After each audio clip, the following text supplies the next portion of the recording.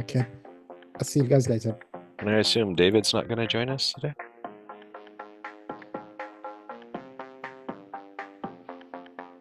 Oh, peace here. Oh, okay. I thought it was Passover or something.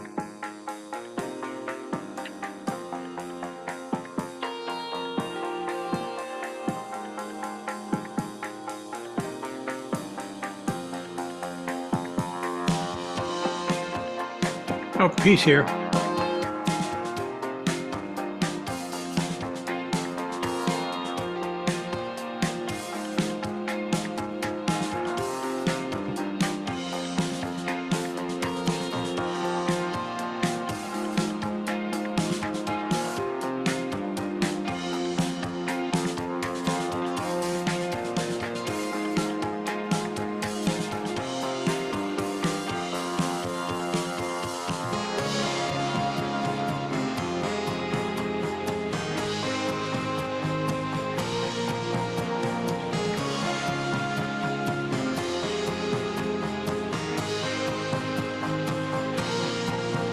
I wonder if Shazam would be able to find this track. Some sort of corporate collection music. What are you eating, Mike, and where's mine?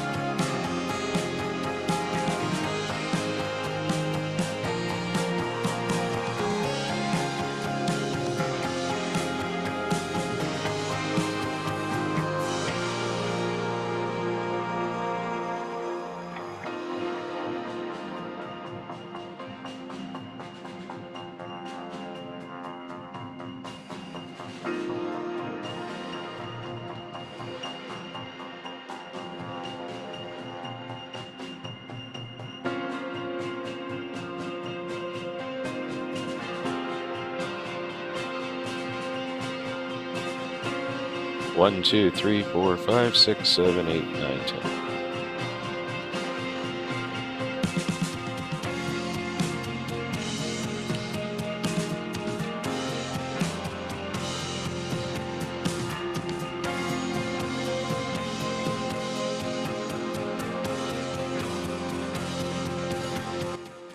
Hello, my fellow chefs.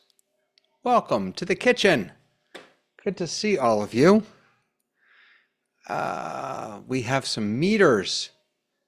So appreciative to Hasmuk for bringing those in for us every week. Let me see if I can get to the sweet spot. Yeah, I'm a little low, I'm a little high, I'm a little in the middle, kind of right there. I love it. I love it. Oh, you see that little star and it makes me happy. Ray, how are you, sir? It's all good here today, sir. All Having a good here time. today. Yes, indeed. Did I hear you're going inland? Yeah, I'm moving further away from Boca, where I'd rather be. I'm moving dead center in the middle of the state. It'll take 2 hours to get to either body of water. Oh my goodness. Grandkids. Is that Orlando area? Yeah. It's called the I-4 corridor from Daytona to Tampa, St. Pete, and I'm right about in the middle of it. Gotcha. Good. It's important. Grandkids are important. Yeah. We have a responsibility, as you certainly know. The only thing that's important. Absolutely. Yeah. Mr. Frank, how are you, sir? I'm good, thank you. How are you? Good. You teased a 6.0.4 for Mac, and then I ran. No, that's not what I said. I said there's one for Windows and there's no comparable one for Mac. Oh, I thought, oh, sorry, I apologize. I heard that maybe those were from Act Two, so I ran to grab it, but it wasn't there. So maybe just some bugs on the Windows side then. They've gotten 1 and 2, and I mean, they've been pumping these little tiny updates out to fix some minor bugs really, really quickly. But good to see you, Frank. You too. Daniel, how are you, sir? Very well, thank you very much. What are those on the back wall? Those what? RC car chassis. Cool. Yeah. Wow. That's fantastic. That's what we were talking about earlier. That's what I do. I make, for most of my living, is make bodies for RC cars. You make bodies? Is that 3D printing? Vacuum forming. Wow. Very cool. Nice to have you here, Daniel. Thank you. Mike Latta, how are you, sir? Doing good, sir. And Are how you- is the mighty Florida? Mighty Florida is Florida. It's fantastic. It's going well. So you're ready to do a big demo today. We're all intrigued. I tell you something. Here's the thing. Just so everyone's clear. I'm not interested in this to sell Ecamm. I love Ecamm. But what's interesting to me is the way Ecamm has integrated Zoom into it and how this may be either similar to the way other people are integrating it or dissimilar to it, but fundamentally how Zoom can be integrated in really profound ways into lots of other platforms. So that's the piece of this that's interesting. But we have Jason here to say hello to. Hello, Jason. How are you? Hello, doing well, thanks. Good to see you here. Good to see you. And Joe, it's so nice to see you. Yes, thank you. Glad to be here. Just decided to join. Excited to hear about Ecamm. Fantastic. Incidentally, for what it's worth, I have not yet seen the integration of Zoom into Mimo Live. So if other people here have, or vMix for that matter, Mike, I'd love to hear, you know, what some of the differences are. And yeah, and by the way, I should also say that there's more also to 6.0 that we haven't gotten to, I'm sure. That this does not need to take up more time than is necessary, and we can certainly jump into that afterward, or any questions or anything. But let me share with you what I got here. So, full disclosure. So I was on the alpha testing of this for about 2 weeks before it came out this past Monday. Got to play around with it. They did a lot of tweaks for it. They worked very closely with Andy Carluccio, who actually participated in the launch of this on Monday. And they've done, I think, a really nice job. So, oh dear Lord, hold on. Sorry, I forgot to press the button. It'll come up in 1 second. There we go. Okay, so Ecamm is, unlike vMix, I believe, is fundamentally built around sort of panels or windows. So this is your preview panel here. You can also have a preview and program panel if you want. And this is your comments and reactions and sound levels. And there are a whole bunch of panels that I don't have open right now, but you can keep open the panels that you need, resize them as you want. This is just the way that Ecamm is built out. What they added, what you'll see on the right-hand side here, which is where sort of the most important panels live. You could also get up to it from the window panel up here, the window menu bar, is there's a new Zoom button, and that opens yet another panel. So the first step to do is to link your Zoom account, which is going to open up in a browser. And because I'm already logged into my Zoom account on this computer, it automatically finds it. It automatically logs me in. So let me get this out of the way. So now I'm logged in, and Ecamm gives me basically 3 options: new meeting, join by ID or link, and scheduled and events. So this is going to grab any scheduled events that I have in Zoom. It's going to see them here. If I choose join by ID or link, you can put that in here. One of the interesting pieces that they hadn't considered at first was custom links. You probably know that if you go into the backend in Zoom, you can create a custom URL for your, which is like, I don't remember, zoom.us dot something, something, something / and then you can, Zoom test kit, you can give it your own name. They didn't account for that. Now in this fix, I believe they have in the latest beta. There's still yet another step that I think they have to do, which is, for example, I use a redirect to send people to my Zoom. toratechi.com/Zoom takes you to my Zoom. So I don't think that's supported yet. But what's also nice here is that, and I've wanted this in Zoom forever, but I don't think it exists. Certainly, if I'm wrong about this, tell me, guys. But I have always wanted a place in Zoom to just put a link so that I don't have to open the web browser.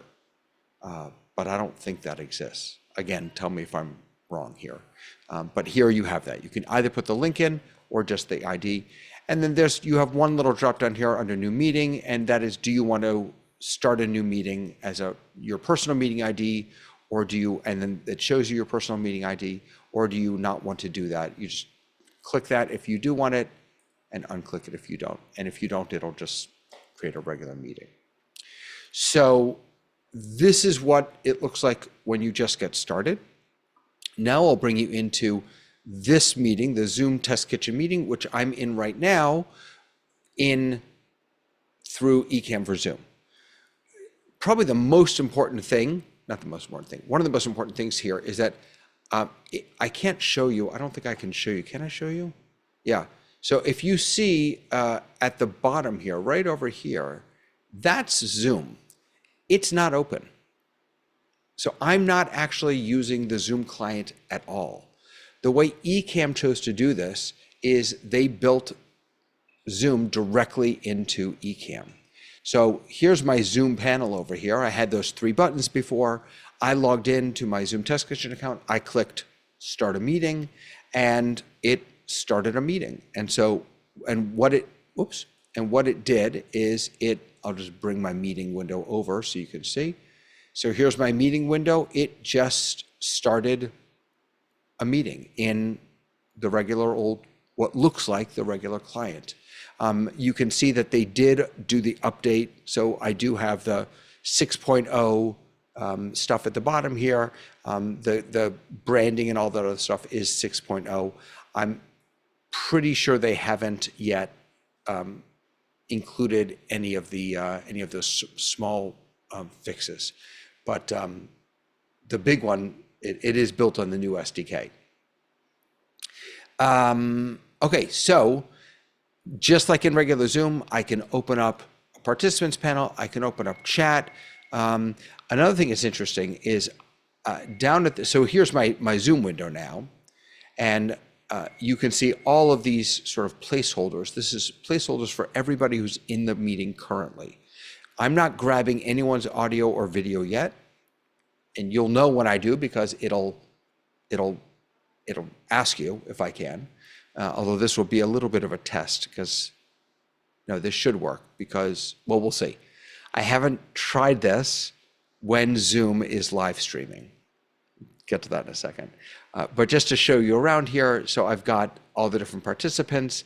Down at the bottom here, I've got a hide meeting window. So since you don't really, if you're using this to bring Zoom participants into Ecamm, if you click this, it will simply hide your Zoom window. You don't need it, your main Zoom window. It doesn't do anything to your secondary monitor. There's got an end meeting button here. You can make the pictures bigger or smaller. And then up at the top here, you've got a few different options. This will take you into your Zoom meeting settings. It's just another way to get there. It looks very familiar. You also have auto admit participants. So if you don't want people to sit in a waiting room, you can change this to always. You can also change it to known participants. I'm not really sure who that involves or includes rather. I have it set to never. I do not want people just jumping into my Zoom. I also have auto add participants to cameras. This is when I said before that I don't see anyone's cameras over here, that's what this is. So if I want to, I can set it up so that it will automatically start getting your camera feeds, your ISO feeds, and bringing them into Ecamm. I have that set to never also. And then I can, once I have enabled the grabbing of cameras, I can remove all Zoom participant cameras. I can turn them all off if I want. And then I've got the Ecamm specific preferences for Zoom. So this is the Ecamm preferences window, and there's now a new guy over here called Zoom. And you've got a lot of the same controls: auto admit Zoom participants, auto add the cameras. Then you've got the Zoom capture mode. This was a really interesting piece of this implementation during the alpha phase. There was a tremendous amount of discussion around this.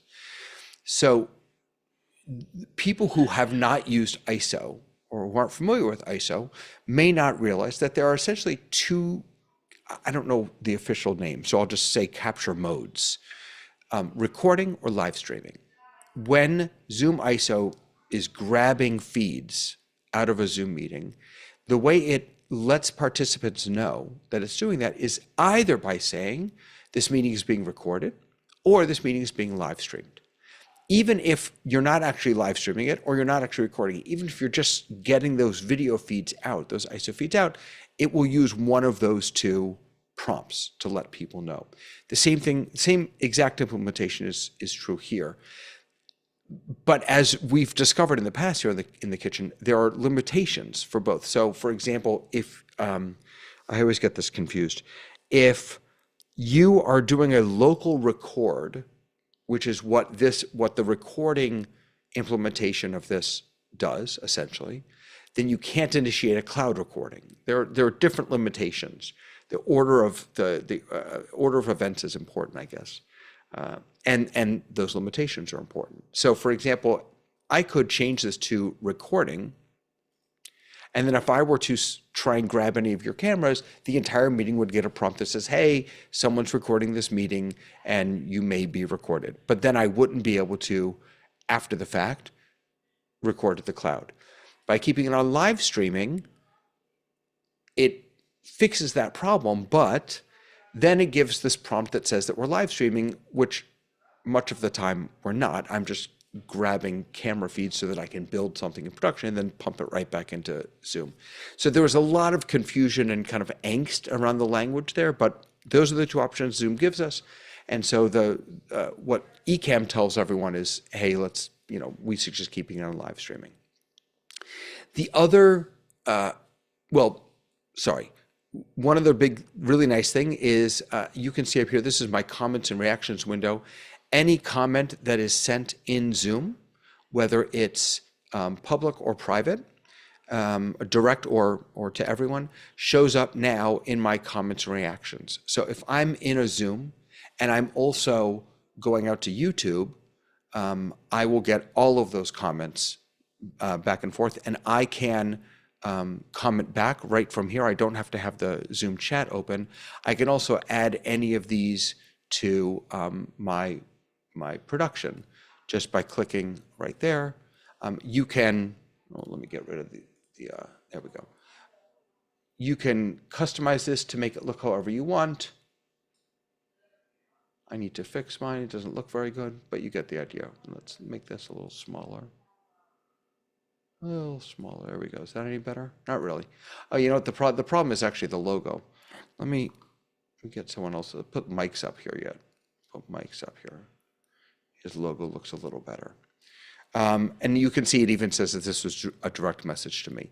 So this is really nice, right? This replaces my use of Social Stream, which is, I had a third computer which was logging into a meeting from a browser, which immediately forced all my meetings to 720. I was then scraping that overlay and bringing it via NDI into Ecamm. Now it's all just built in, which is very nice, very, very nice. The other big area of discussion was around audio. So Ecamm has done something I think really, really smart, which is essentially Ecamm has said, don't touch your Zoom audio. Let us do it for you. And so if you, out of the box, if you I'm not going to change these now because I don't want to screw anything up, but there are a couple of different settings here when it comes to audio. The first is, do you want Zoom audio processing? Basically, do you want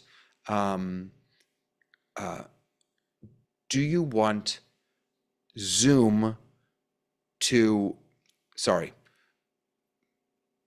by default, Ecamm turns on original audio by default out of the box. And it does that because it assumes that you're going to be using sound effects or playing music or stuff like that into the meeting. So again, I think it's probably a smart decision. If you don't want that, if you want to be able to use the Zoom audio suppression, noise suppression, or processing, you can enable that here. So I have it enabled because I don't want Ecamm controlling my audio or my Zoom audio. I want to be able to do that. But out of the box, it's disabled. Zoom settings are overridden. So that's half of the thing. The other half is this manual audio mode that they have here. So if I were to bring up let me pull it up here real quick. If I were to pull up my Zoom settings, so you can see that I have a speaker selected, I have a microphone selected, and I've got original sound. So the setting that I showed you before, this Zoom audio processing, controls this. If I change that, I can press anything I want over here, and it's not going to make a difference. This essentially disables the audio profile picker, and it just puts it on what Ecamm says, this is what you're going to want to use. The other piece of it is choosing your speaker and your microphone. Because Ecamm is doing all the routing for you, right? It's pulling out the Zoom audio and then bringing it into Ecamm and then putting you back into Zoom, but not repeating that other audio back into Zoom. Because it's doing all of that for you, again, by default, you can change these, the speaker and the microphone, but it doesn't make a difference. Ecamm essentially says you're in to Zoom is Ecamm audio and you're out from Zoom is Ecamm audio, and let us handle it. Because I use an outboard mixer and I have Zoom on a dedicated channel, because sometimes I'm sitting in a Zoom, but I also have something else going on. And for a moment, I want to mute the Zoom and listen to the video, or mute the, right? I don't want it all on the same channel. So I've changed this to manual audio mode, which allows me to choose what my speaker and what my microphone is. Now, I just used this for the very first time yesterday for a stream, and after the fact learned something really important that I should have thought of, but I didn't think about all of this audio stuff. And that is that in my sound levels panel, which is how we manage sound in Ecamm, I now have another line called Zoom guests. Right? So all my Zoom guests, I don't have individual audio for the Zoom guests yet, that's coming, but I can control all of them right here. Because I'm overriding all of Ecamm's audio settings and doing it all in my mixer, nothing ever shows up here. And when I mute myself up here, it mutes my Zoom guest because of the way I route it. So I only realized this after we had done this whole podcast and half of the podcast was silent, but that's okay. Live and learn. I think what Ecamm has done here that's smart is they've taken the hardest part of this, at least from my perspective, and they've said, please, please, please just let us handle it. Please don't try and figure this out for yourself. And out of the box, they just handle it. It works really, really well. Okay. So I can come into a Zoom. I don't have to pick my camera anymore. I don't have to pick my virtual mic anymore. It just works. I start the Zoom from Ecamm. It just works. I don't have to have Zoom separate open on my computer if I don't want to. It just works. But the really cool part, and what we were all waiting for, was the ability to add Zoom participants into our productions. So I'm going to ask for a volunteer. Would anyone be willing to let me grab their video and pull it in, and audio? Oh, Jason, thank you. So maybe, is there another taker or is it just Jason for now? That's okay. Jason and Daniel. All right, I'll grab Jason and Daniel. All right. So the way this works is, we'll start with Jason. So I'm going to find Jason over here. He's right here. And I've got a little add button next to him. When I click that, I get a little pop-up that says live streaming capture mode. So you remember those two modes, right? There's live streaming or recording. So I chose live streaming. All Zoom meeting participants will receive a message that the meeting is being live streamed, even if you're not streaming in Ecamm Live. Proceed with adding Jason to the camera list. Okay, I'm going to click add camera, and you all should now get a little pop-up at the top that says meeting is now live streaming or streaming live on Ecamm. Can someone confirm that you see that? I can see that. Yeah, beautiful. Okay, great. So, and now what's changed for me is that now I can see Jason's camera over here. And he's been added to my camera picker down here. So this is the Ecamm camera picker. This has all of my cameras. This is my main camera. I've got a Cam Link. I've got a HubSpot over here that, and all these other virtual cameras and stuff like that. This adds his camera to my camera picker. Now, I don't really need it down here because I can do everything from over here that I can do over here. But if I go, so I have a scene built. Is this what I wanted? Zoom call. No, that's not what I wanted either. Let me get rid of this. Hold on a second. We're going to get rid of that. And I'm going to change this to guest one. Okay. So if I build a scene now in Ecamm with, say, me and another camera, I can just go over to Jason, click on the three dots, and I get a few different options. So show source in separate window. So I can just grab him and pop him out.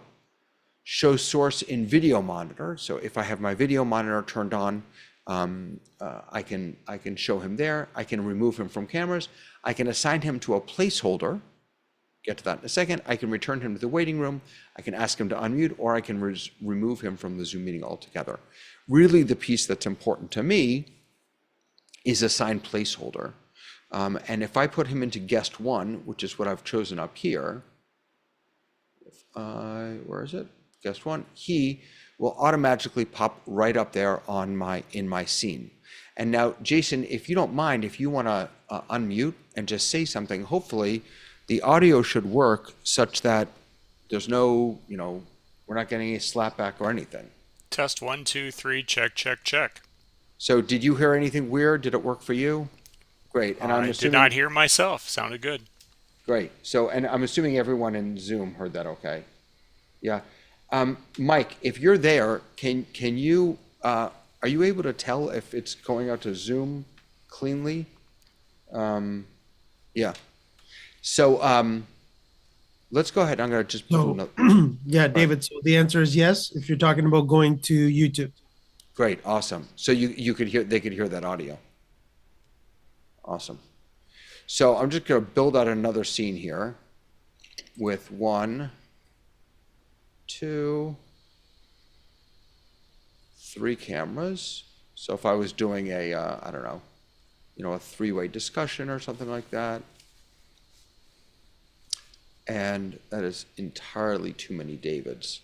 So I'll make this guest 1. I'm going to go ahead and add, who was my other victim? Was it Joe? I can't remember who I was going to add. Daniel. Oh, Daniel. Where's Daniel? Let's see. Oh, there you are, Daniel.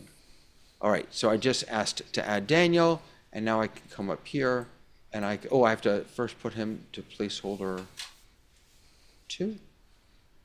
And then once these are set, once you assign someone to a placeholder, they're there. So if I build a new scene and I just say, I want this camera to be placeholder 1 and this camera to be placeholder 2, then they just pop in there. So it's a really nice implementation.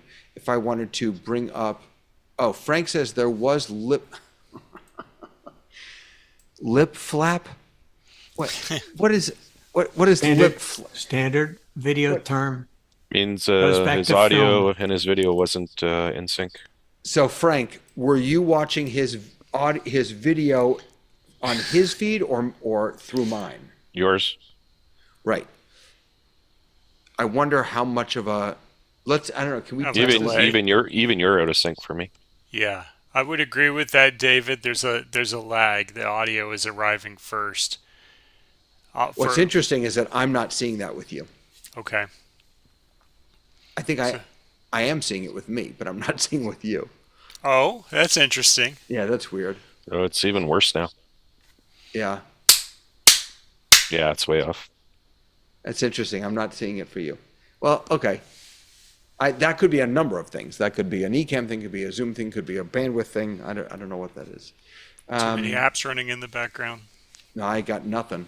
I have one app on this machine right now, Ecamm. It's the only thing. Can we get you to talk again? I'm going to watch the gallery in Zoom and not David's feed. Yeah. Can you do the clap again? Sure. Here we go. Better, but I'm not sure.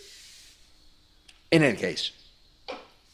But this was kind of what we wanted, right?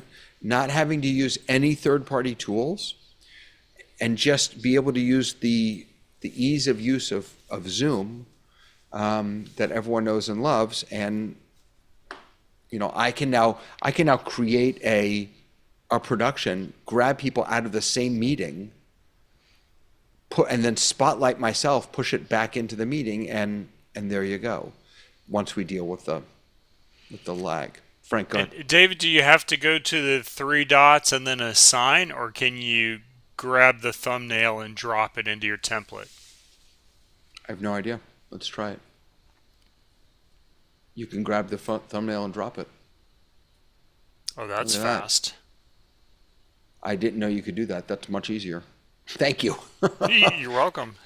That's that's nicer. faster. Yeah, that's great.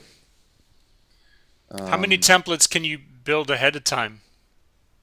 Oh, I have hundreds of scenes. Wow. Probably not hundreds, but I have. So you Yeah, can these do are a all- 2 are up, all a my 3 up, scenes. a 4 up. These are all scenes. Yeah. So I have, like, for example, I do. This won't make a lot of sense. Let's see if actually. So this is a show that I do. Oh, see now, because I have you already assigned to Guest one. guest one, it just because this is a show that I usually do with another rabbi, and I always Guest put him one. guest one. So I've got that scene's not working. Here's guest. Here's a 3 up. I do when we. Yeah, sorry, I don't. Yeah, let me fix you. There you go. When we want to focus on a particular participant, I've got the singles. That's great. Apparently, I had to fix someone's camera because they were too low in the scene, and then I also do these screen share scenes.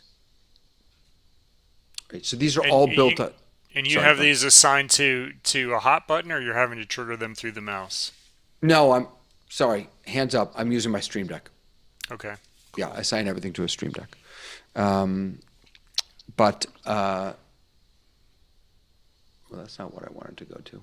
Where's the scene that I did? Zoom call? Is that what it is? Oh, new scene. There it is. Well, let me get that comment off. So, yeah. I mean, it's a really, really. I'm very happy with the implementation. There are a few things we don't have yet, which we're working on. I'll take you guys off camera just so that. Few things we don't have yet. One is we don't have we call these over here sort of like placeholders, the camera placeholders. They're going to be building a placeholder for active speaker. So what I can do then is I could grab someone, I could build a scene, say, and grab the active speaker placeholder, put it in here, or better yet, if I go, I'm going to bring you back up, Jason. Okay. If I go here, if I'm doing a question and answer, right? In fact, I have one of these coming up next week, where I want the moderator or the presenter on one side, I can put them here, and then this I could just make an active speaker, and then it would automatically change based on who's answering, asking the question. So that's one thing. The other thing we don't have yet is a gallery placeholder, which would be nice. Now, I was able to just build one really simply. Let me get out of this and go back to gallery view. Oh, actually, but I'll go back to gallery view, and then I will press this button here. So because I have, wait, is this working, or am I still in? Sorry, there we go. So because I keep Zoom on a separate monitor, full screen, I was able to just bring in that monitor as basically a screen share, and I cropped out all the gook from Zoom. But we don't officially have a screen share yet. Excuse me, a gallery view yet, and that's something that we'd really like. Because again, I can imagine having my gallery view here and then having a main speak. Oh, you can't see this. Sorry. Having my gallery view here and then having my main speaker over here or something like that. So, yeah. So I think that's sort of it. And in the panel that says camera switcher, that essentially is functioning as your preview monitor, right? Those are moving pictures. That's not a static thumbnail. Exactly. Are these static? Daniel, move. Yeah. So none of these are all little tiny video images here. Okay. So in the Zoom window or over here in your camera switcher, and yes, you can, if you wanted to be able to see them larger, you can make them larger. You can also pop out. You could sort of create, if I wanted to, I can show source in separate window. I can kind of create a, my own little multi-view if I wanted to. David, here. if I had a touch screen, could I tap on it and bring from that multi-view there, select camera? If That you would be had, cool. that would be cool, except this is a Mac only app, and there is Sorry, no, I'm sorry, PC person. I never said that. Yeah. I don't belong here. I'll be hiding. Maybe can you run Ecamm on iPad? No. And it's funny, lots of people ask for it. Lots of people ask for that, but it's not coming to the iPad. That would be really cool if you could grab someone's video feed out of preview and flick it up to the template. Yep. I agree with you. You can hide, like I've got a lot of garbage in here right now that isn't really important. You can hide whatever cameras you want. There's also an A/B picker, so you can have just you can say, I want camera A to be this and camera B to be this, and then you can, if you change here what's camera A and what's camera B, it'll change in every scene. And the same presumably would work with David, now you have is that a live image? The big image of you is live because it's not in sync. So No, earlier we understood it was a screen scraper. It was part of that group. Is this live? So right there. This is live, and yes, I can see that there is a delay even right here. So I'm not sure what's going on. Has it gotten? I didn't look at it earlier. Has it gotten worse? I think it's gotten. changed? No, I think it's gotten a little worse. It could be either I haven't restarted my machine yet today, or it could be Ecamm. I don't know. This is beta software, so. Or you could have talked maybe to somebody with a PC that screwed the whole thing up. That's entirely possible. Entirely possible. Hey, David, did you want to show there was that thing I was reading about, the placeholder that we did for all of us coming in, that if we disconnect our camera, it'll bring us back in again. If we, disconnect our camera, show that it's supposed to remember that, right? I have no idea, so let's try it. All right, so I'm going to bring up this scene. So I'm going to remove from cameras. He disappears. And then if I bring him back in, the question is, will he jump back into guest 2? And it remembers it. I think the really- question is if he's Awesome. in the shot and he shuts off his camera, what happens? Well, yeah, it's I mean- both. I think will happen. Yeah. So shut your Okay. camera off and don't change Ecamm. Now that's weird. Look at this. To grab He the freeze froze. frame. Yeah, it's off now. Yeah. Yep. Yeah, but same you with f- me. That's fascinating. So it doesn't actually kill your feed. It kills it down here, but up here it just freeze frames. Huh. Yeah. That's really interesting. That's That interesting to that see. same issue, I don't know that that's necessarily a cam thing, because that same issue, David, I experience when I'm running a local recording on a machine and the person shuts off their camera, same thing. It freezes on their last Interesting. frame. Similar maybe it's action a with Zoom. NDI. I'm sorry, Joe, say again? A similar reaction when you have an NDI signal and you cut and you lose the NDI, it typically Really? grabs the last frame. At least OBS does that. Oh. Okay. So it must be something in Zoom that maybe it compensates for, when people have poor internet connections and they drop out. Like, better to leave them Right. freeze frame for a second and have them come back, and maybe no one will notice. But Yeah, but in Zoom Production Studio, let's say the 3-up was happening and one person drops out, Zoom Production Studio will turn it into a 2-up. Right. Well, I mean, Well, absolutely. I'm hoping No, that that's same, the SDK, I'm hoping that'll come to other products too, right? right. I mean, that's the smart way to do it. Absolutely. That's just, I mean, that's just a brilliant implementation of that. I'd love to see that come to these other tools. Absolutely. There- David, can yeah. you unspotlight and respotlight yourself? Because YouTube has got us all in there.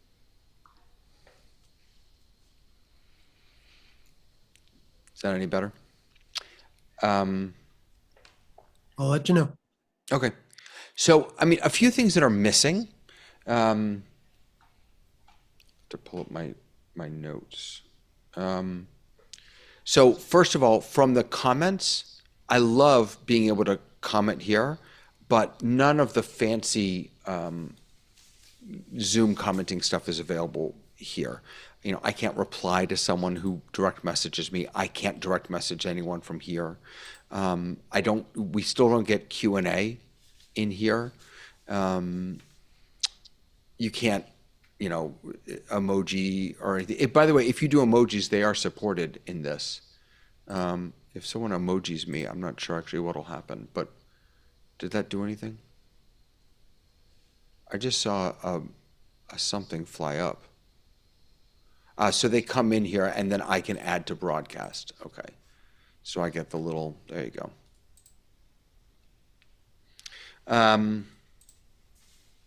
So the chat, it would be really nice for that to be built out to have more of that functionality. Let's see. The big thing that I'm missing right now, really the huge thing, is it's not even really Ecamm's fault, but I need Stream Deck buttons. So none of my Zoom specific Stream Deck buttons work. Because when I press them, they try and take action in real Zoom, in the native Zoom app.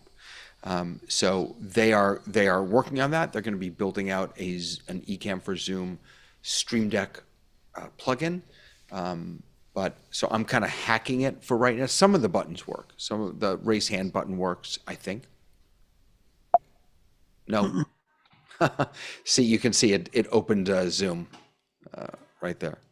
So yeah, that's a big one for me because I live on my Stream Deck. I'm probably David, just to clarify, is that going to be within Stream Deck software or companion software?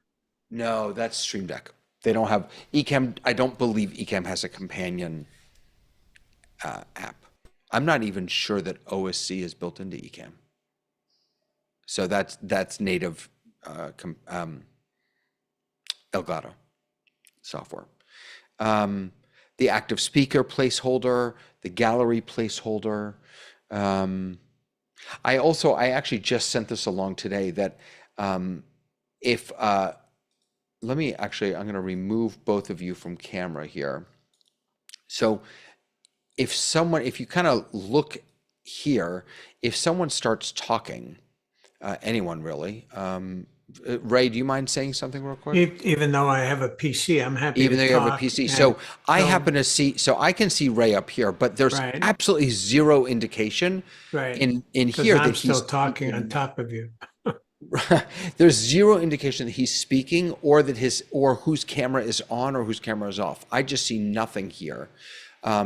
And so I just requested that we get something here, whether it's a camera icon saying that their camera is on, because I don't want to add someone whose camera is off, or if they're speaking, maybe it pulsates. And the reason I was thinking about this is I was in office hours, or after hours rather, and there were about 30 people in there, and 90% of whom don't have their cameras on, and I couldn't tell who was speaking.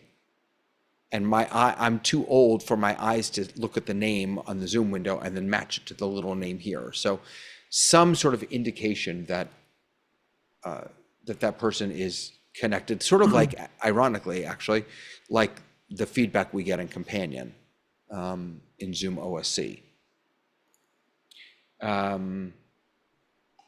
But I suppose you can still see it in the Zoom window that pops up when you do join Ecamm into Zoom, right? You have that other Zoom window. Absolutely. Yeah. Absolutely you can. But that doesn't help me over here know where that person is over here. David, what I would suggest to Ecamm is see if they can every so often grab in a screenshot of the person. Every So- so often grab a screenshot of the person. So I don't think Well, they you can. know that there is a video coming. Right, but I don't think they can do, for privacy, I don't think they can grab a screenshot they would have to use one of those two capture modes if they're getting screenshots. All I want is just a notification, some sort of indication, video's on and they're speaking, or video is on and mic is open, something like that. In Zoom, when people talk, the The windows green box. will rearrange and the green box will show up. Right. Wonder if these could shuffle as people are talking. So they move up to the top when Yeah. That's interesting. Yeah. But no one moves. It's just an idea. I don't know. No one's moving in mine. So right now I'm speaking, but my gallery doesn't change. What do you mean they move? If you have active speaker and that sort of thing. Active speaker. Right. There are still some bugs. There's a weird thing if you're hosting a meeting and you open your participants panel and someone joins the waiting room, your participant panel will jump from here to here. We cannot figure out why yet, but it wants to be over here. It does not want to be wherever we put it. How does it deal with raised hands? So I'm in right now just a plain old regular meeting. So if you raise your hand, the only thing I'm going to see is in my participants panel that a hand was raised. I'm not going to see, I have to switch back to speaker view. I'm not going to get any indication over here that a hand is raised, which again that's more feedback for them. David, regarding the microphone situation, it's not as complicated as you think. As you'll notice on the participants panel, my microphone is moving, and right away that I'm speaking. That's typical of what we get in the participants panel in Zoom. I just and want they're that to duplicating match that. up with, yeah. I think it's a good idea, but it's available to them. Yep. Maybe I'm sending them notes as we do this. Maybe the mic. They're gonna watch this, David. You've promoted heavily. Say hi to the folks from Ecamm. Hey, Ken and Glenn. The Zoom participants panel. I was gonna say hi, Andy, too, while we're at it. How about a discount for all of us if they're watching? And also an indication of hands raised in the Ecamm for Zoom panel. Yeah. I don't know that I've really missed anything here. Again, if anyone's watching, this is in beta. It has bugs, although I've used it a couple of times now, and the only bug the only problems I've had is user error, and I've absolutely, that's on me. But they're little tiny things. Yeah, Jason, Hey, what's up? So clarifying, you're not running Zoom client. You're just running Ecamm software right now. Right. So when I raise the hand, then I get the automatic chat message. You're up next. Be ready to unmute your microphone, which is coming from your companion deck, your stream deck. Yeah, so I'm in this meeting twice. I'm in this meeting both with the Ecamm, and then from another machine, I joined this meeting with ZoomOSC. Okay. And so yeah, that's on That's the where the ZoomOSC message is machine. triggered. Yeah. Okay, I started to get really excited for a minute. I'm like, how is that happening? Oh, that would be very cool. That would be very cool. Yeah. Daniel, what's up? Yeah, at the beginning you were talking about using a link to join in with the thing. Do you mind if I try? I've got Ecamm Live Beta. I was going to use your link off of the Zoom Test Kitchen website and see if that will. Absolutely. Okay, I'm going to try. Absolutely, go for it. I actually tried this with another person. It was a little meta because the question was, if one person is already capturing people from the meeting, could another person also do it at the same time? And for us, it worked. So by all means, it worked. So try and capture someone or something and see if. Yeah. Hang on. I'll go into record mode. I also wonder. So it should say. I wonder if we'll get that pop up. Oh, I haven't added anybody in that. I suppose I got to add somebody into a. Cancel. Oh, let me see. Oh, now we're getting some. You gotta get one of your audios out though.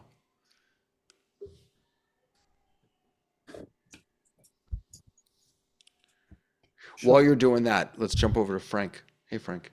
Hi. At the beginning of the show, you had a good idea. If there was somebody here who had the ability to kind of tell us how this stands in comparison to MIMO. Please.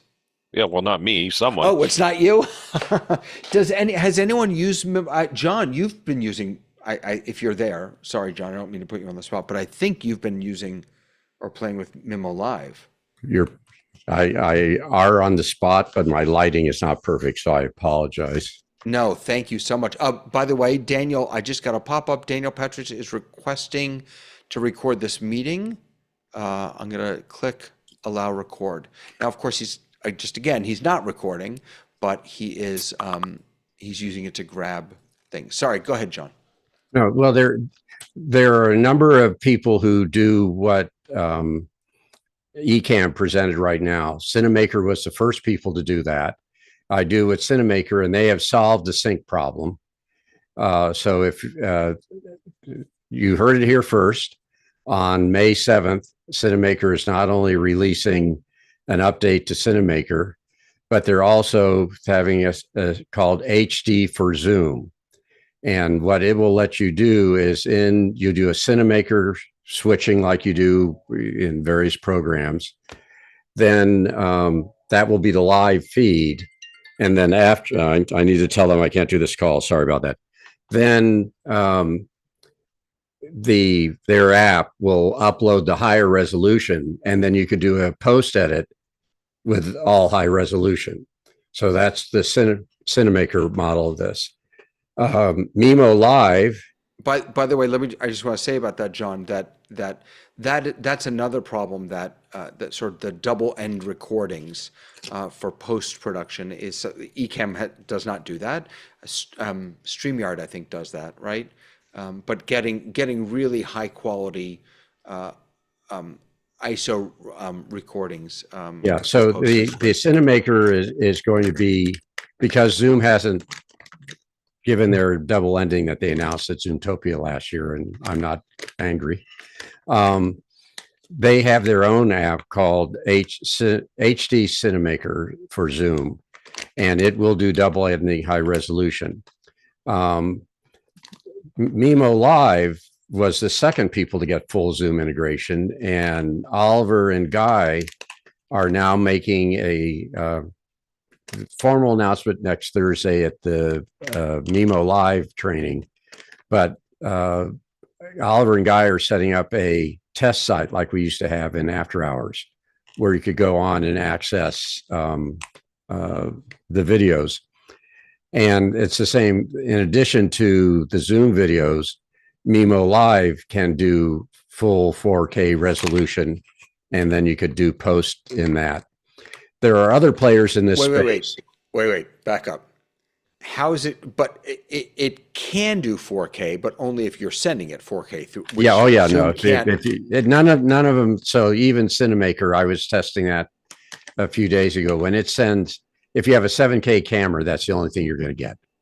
Right. Now, my understanding is that Ecamm, the ISO feeds that Ecamm gets are 1080p, as I understand it. It's the same for Cinemaker, and it's the same for Mimo Live. So, but I try to be Switzerland.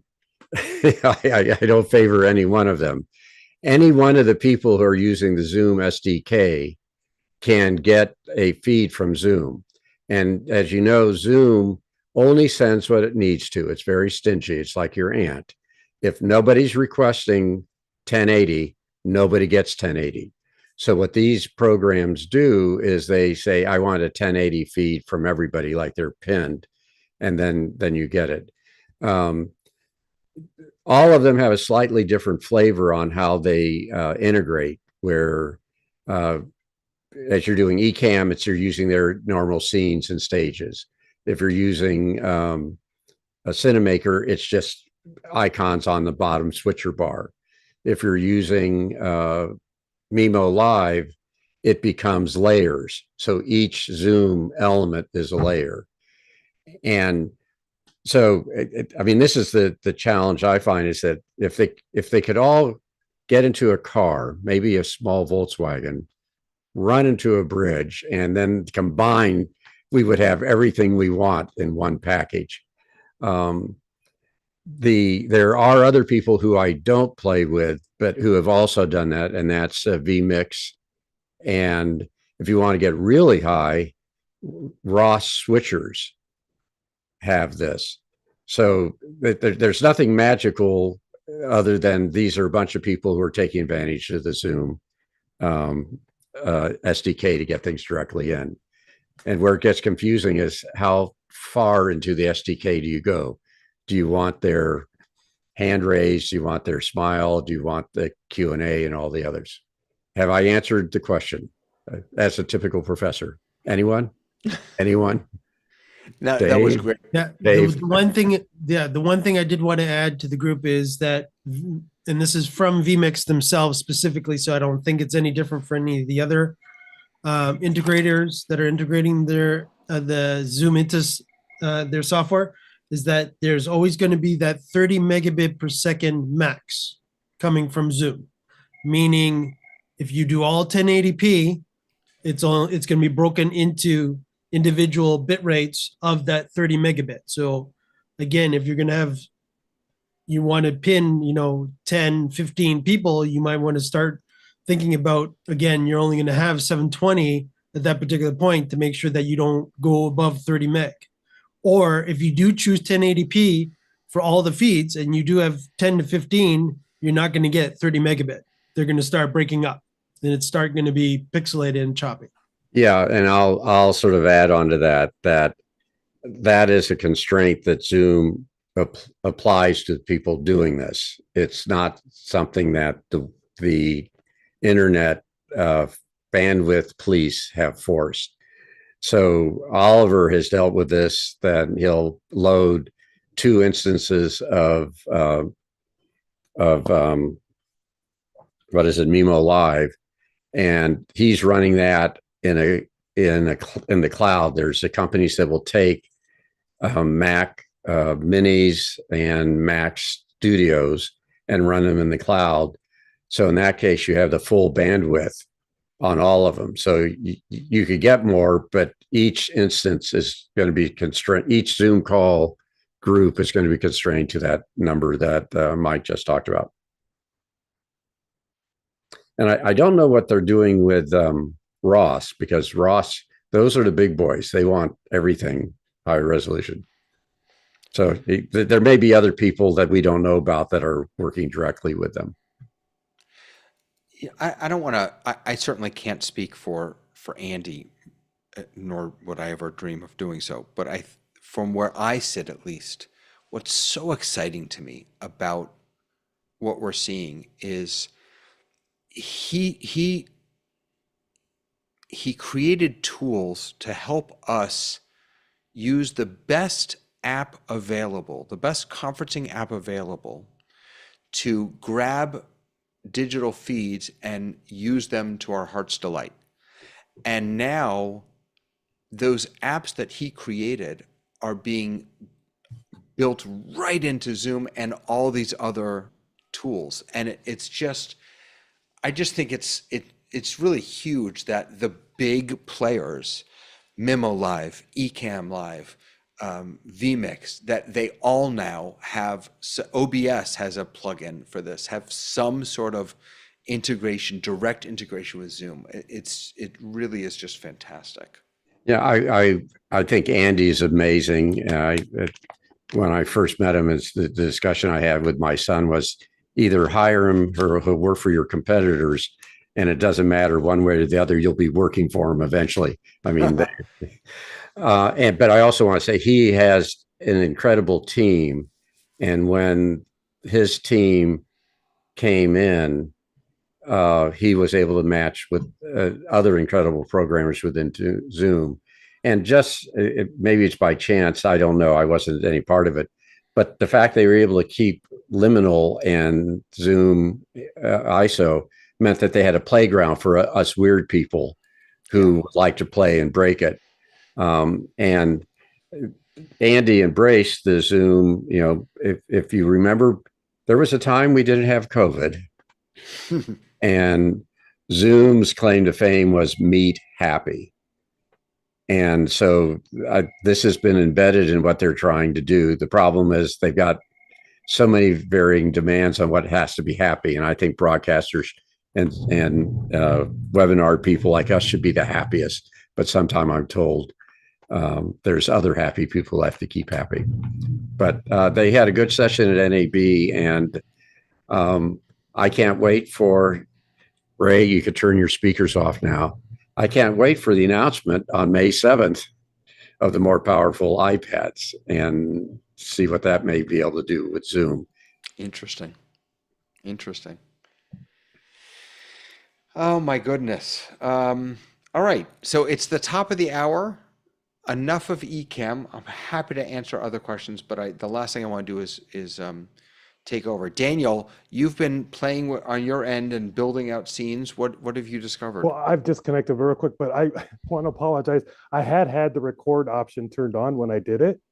And just to let everyone know that it does bring, and I accidentally at some point somehow turned on Ray, I think, as one of the cameras. I don't know how I did that, but and it records both you and him as a separate ISO because I had that turned on in Ecamm at 720. Interesting. So and then I had assigned you to guest one at one point during the thing, and it made a separate recording of you at guest one, but it shows you as being 1080 resolution instead of the 720 that is in that other recording. So I have basically two recordings of you when it did the ISO recordings and everything. So interesting.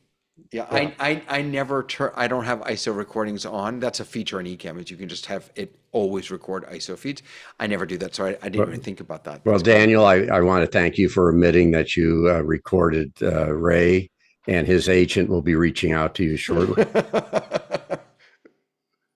Yeah, that's why I quickly disconnected. I was like, oh, whoops, I didn't mean to do that. Because I heard David say he's not recording, and I'm like, yeah, I am.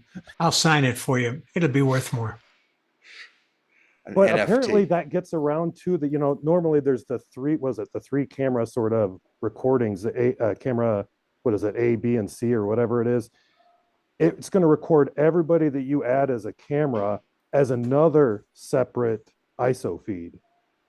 Which is asking a tremendous amount of your computer. So if you're doing that, you make sure you've got a Pro or a Studio or a something. Yeah, and I'm on a M1 Mac Mini with 16 gigs, and didn't they say it was eight's the limit that you can do? I think yes, 8 is 8. Oh, I should have mentioned that. Yeah, 8 is the maximum number of Zoom guests you can bring in. Yep. In addition to, again, if you have a supercomputer, super Mac, they have not gotten rid of their interview feature. They have a native built-in interview function where people join, like with vMix Call, they join through a web portal. That's still here. You can have up to 10 on an M series Mac. So you could have potentially, please don't, but you could have 10 interview guests and 8 Zoom guests, potentially. One thing it just made me think of something else. I was just testing this morning, that one of the pros, if you've got like a Rodecaster Pro or some sort of outboard mixer, one of the pros of doing routing your own audio is that I can speak. If I mute, let me go back here, sorry. If I mute this right here, my Rodecaster Pro into Ecamm, then, and let's say I'm streaming, no one out there will be able to hear my audio, but in Zoom, I can still speak. So I can mute if I'm streaming, for example. It's sort of a built-in back channel talk. Like I can speak to anyone in Zoom and not have it go out to my production if that's outside of Zoom. All right, enough of that.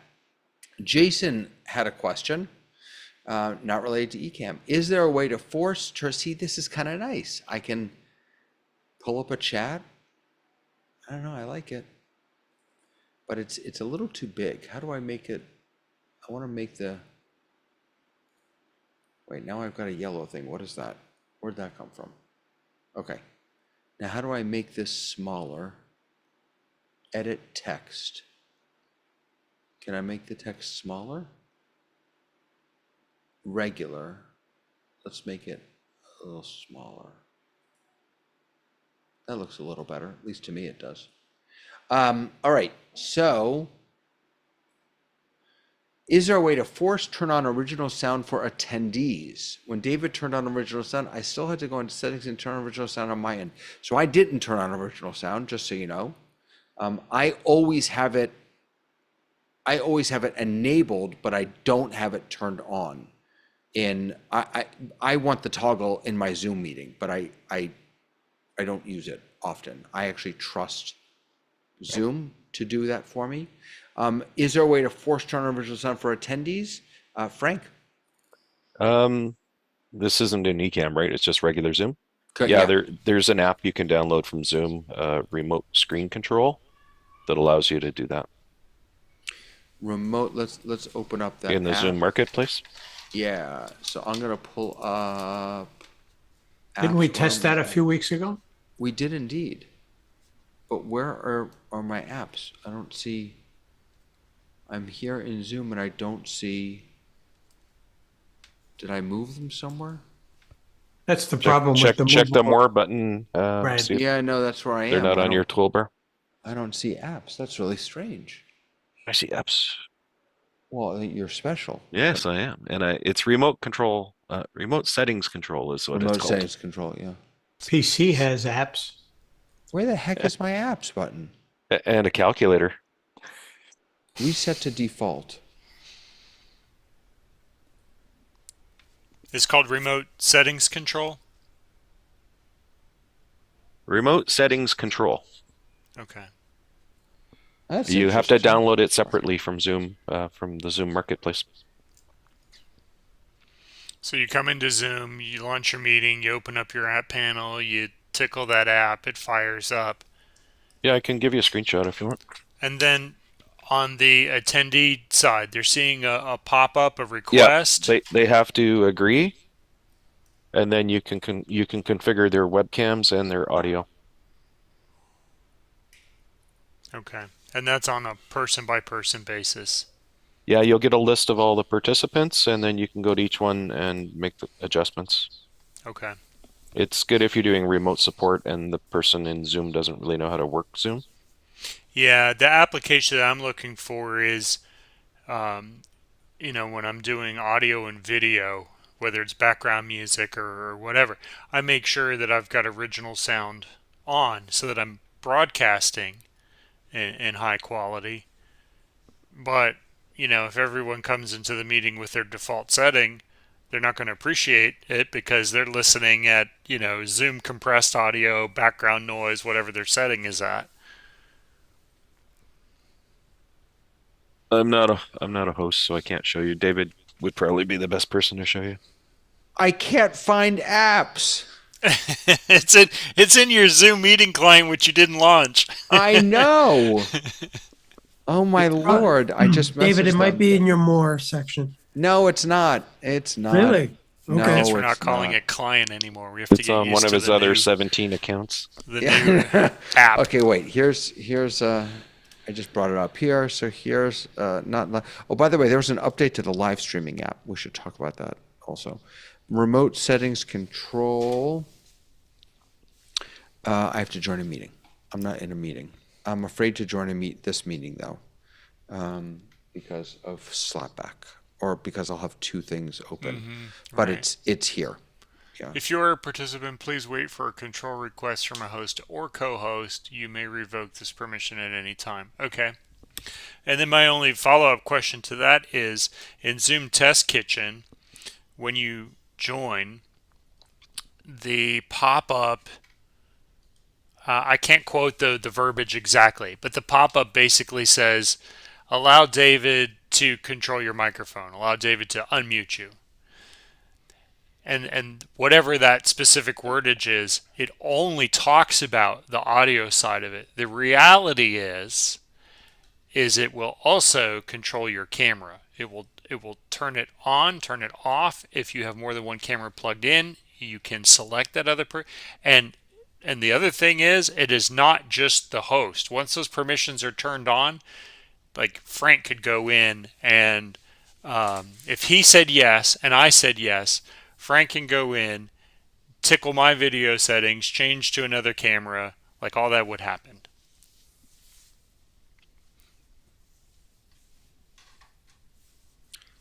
But I'll play with this remote settings control and see what it does differently. So, Jason, are you referring to request camera control? That's the option? Yeah, give it a... I said I yes think to you're David's talking about- permissions. So if you did, that's just Robert, mic stuff.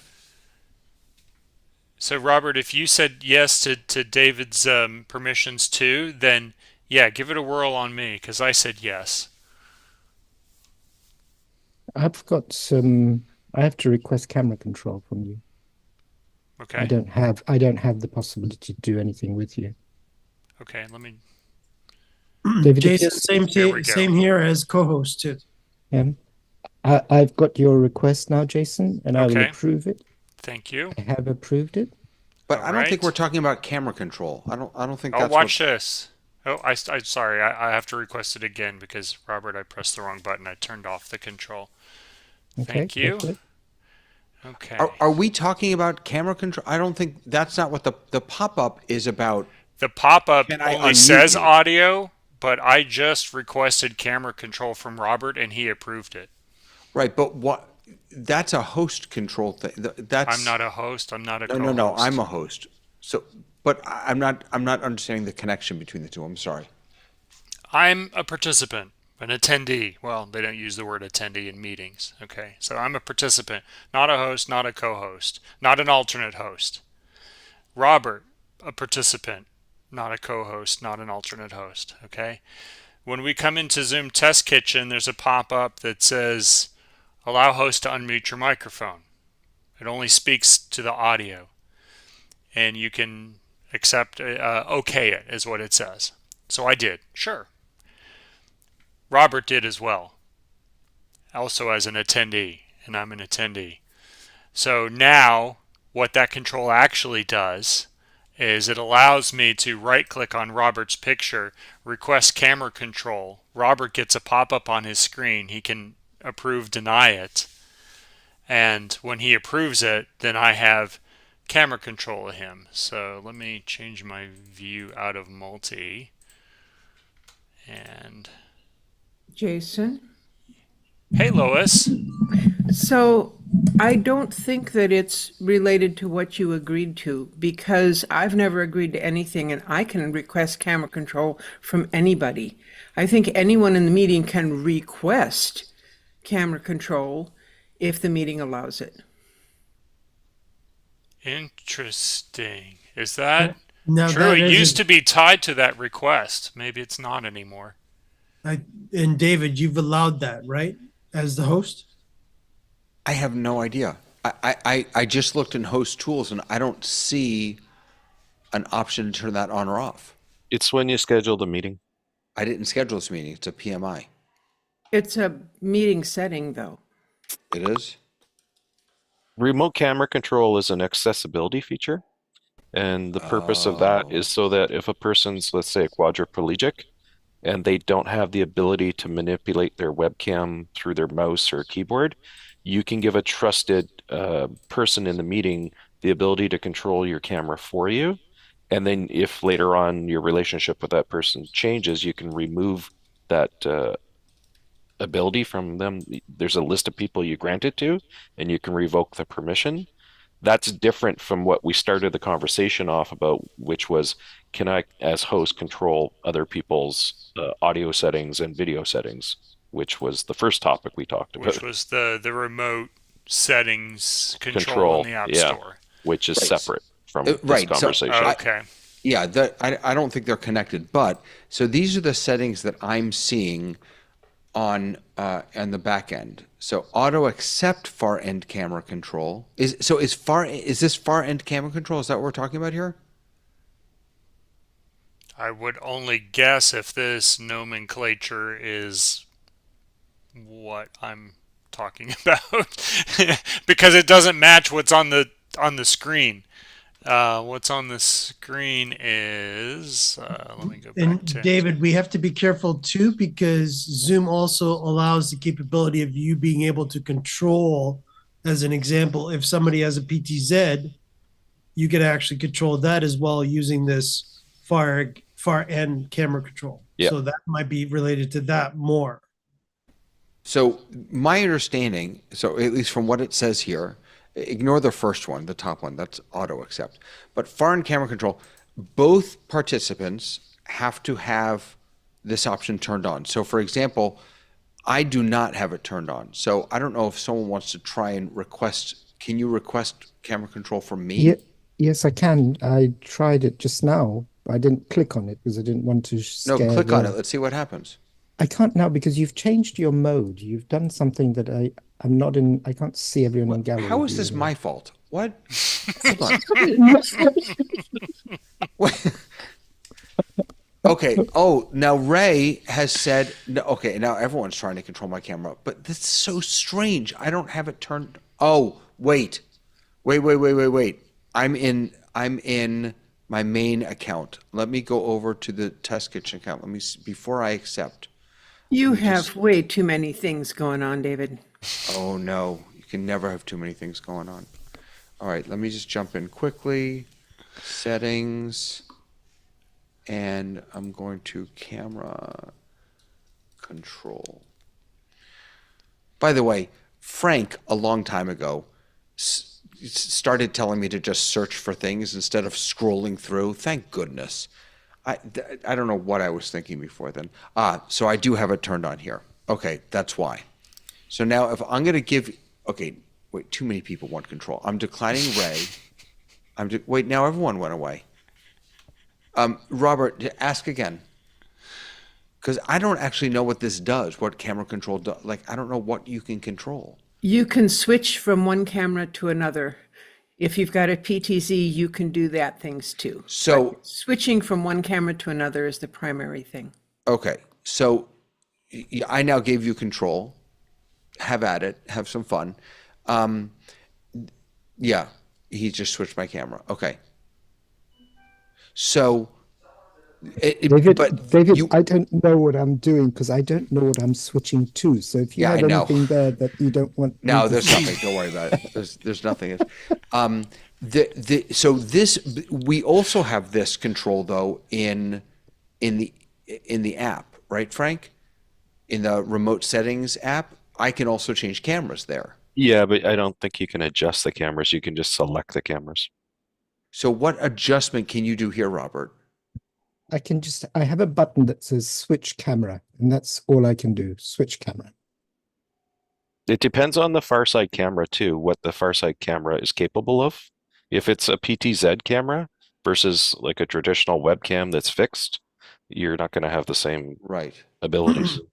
David, it has to be a UVC understandable camera that has the capabilities of being able to do PTZ. So in theory, if I'm understanding, this might be related to the OBS bot or the Insta360 models that do have a capability of going USB directly to the PC. Yeah, but so then Robert, again, Zoom has to understand that that is the video. Right. So Robert, I have an OBS bot connected as one of my camera sources. Are you able to choose that? I don't, to be very honest with you, I can't choose anything. I have a button that says switch camera, and all it does is just toggles through. Through. That's all. It's going through your list. Well, that's not very helpful. And you can't go backwards. That doesn't seem helpful to me at all. Well, it's fun for me. Yeah, I guess so. When you're running OSBot, do you have, and Ray might be able to answer this too, do you have the companion software open? Because that's actually where most of the controls are, is in that companion software. And potentially that shows up in your camera list. So there would be OSBot and then the OSBot companion. Well, I've got a ton of stuff on my camera list. I mean, I've got 2 Blackmagics. I have no idea why. The OBSBot, I've got 2 OBSBots, but I only have 1 OBSBot camera. I have a bunch of ridiculous stuff in here. And then sometimes other things sneak in. It's not even mine. My husband's phone is listed suddenly because he's within the distance of the thing. When we're done with this, I would have a question for Jason. Yeah, of course. The temple building right next to me has about 20 NDI sources, and they are constantly showing up in my list. I'm stepping away for 1 second, but continue this conversation about video audio sharing. And Robert, feel free to have fun with my camera. Oh, brave man. We can at least talk about him. May I ask a question now? Sure, Lois, go for it. So, Jason, I was watching on YouTube because I don't want to be on camera today. And you said something, and I thought about it, and I thought, I don't think that's right. So I hopped on just so I could talk to you. I think what I heard you say was if you change how you are doing your video, your personal video, so your original, what is that? Sound for musicians? Yeah, that was sound. Was it sound? Yeah. Sound, yeah. Original sound. Okay. So, but then I thought you were saying that it would affect what the participants, other participants in the Zoom meeting were able to do with their stuff.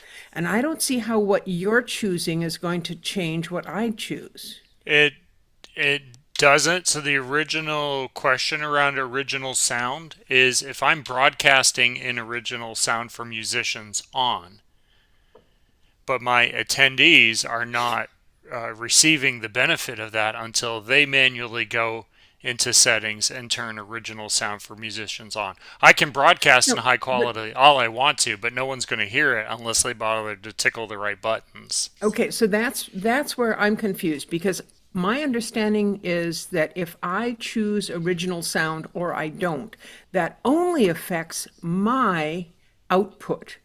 It only affects what I'm putting out, not what I'm getting from you or how I'm interpreting what I'm getting from you. So my desire is if I'm broadcasting high quality audio, that people hear high quality audio without first having to give them a tutorial of how to turn on said high quality audio. Is there any way that I can, as a host, push a button, force high quality audio out, and people just receive the benefit thereof? Okay, yeah, I think that's how it works. the original sound for musicians impacts your microphone and how you're sending audio. It changes the noise cancellation. It changes all the stuff you're sending. The receive is automatic. Yeah. So That's what I thought. when David said earlier that he had turned on original sound for musicians, I went and looked at my audio settings, and it was not on my end. So that's what triggered the question. There's nothing It's a to turn on. participant choice. Just like pinning is a participant choice. Right. Yeah. I think where Jason's getting confused is that no matter, you can't affect the speaker system of the remote participant of Zoom. If they have terrible quality audio, it's because of their setup at their end.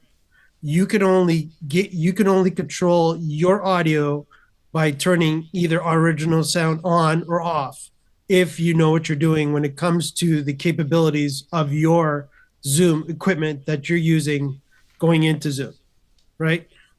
So as long as your audio quality is pristine leaving in Zoom, and make sure you do test that within the Zoom client to understand what your audio sounds like for everybody else. Then once you have that information, then you know that you are broadcasting out the best that you can broadcast out as. If everybody else hears you terribly, that is not your fault. That is their end. They can't. So with you turning on original sound or not turning on original sound is only microphone based at your end and or audio based at your end. It Right. should be more audio based. When you share audio, right. Right. Thank you for clarifying that. So when an attendee comes into a meeting and their default setting is on, let me look at it so I can quote the right verbiage here. They've got something like Zoom background noise removal turned on. That's a send. That's only on send. That's a send. It's not a receive. It's not a receive. Okay. And then what about if they did live performance audio? That's only a send? That's a send. I Okay. think everything is a send. I don't think there is any choice on receive as far as Zoom goes. Correct. The only thing you can adjust on your audio is your equipment, your bandwidth, and the fidelity of your equipment. So if you're using really good headphones or really good speakers, and you have enough bandwidth, your internet connection's stable, you don't have latency, and you have good bandwidth, then you'll get the best audio that's being sent from the meeting. And one other thing, Frank, I think that also how you record. If you're recording a Zoom meeting and you record it to the cloud or record it to your computer, won't that affect what audio you're recording? Yeah, that's a good point. The recordings would be impacted by original sound for musicians would give you better quality, or live performance would give you better recording as well. Right. But just to clarify, no matter the cloud or your local record is still at the same audio and video bit rates. So it is whatever content quality is going into the meeting needs to be at the highest fidelity.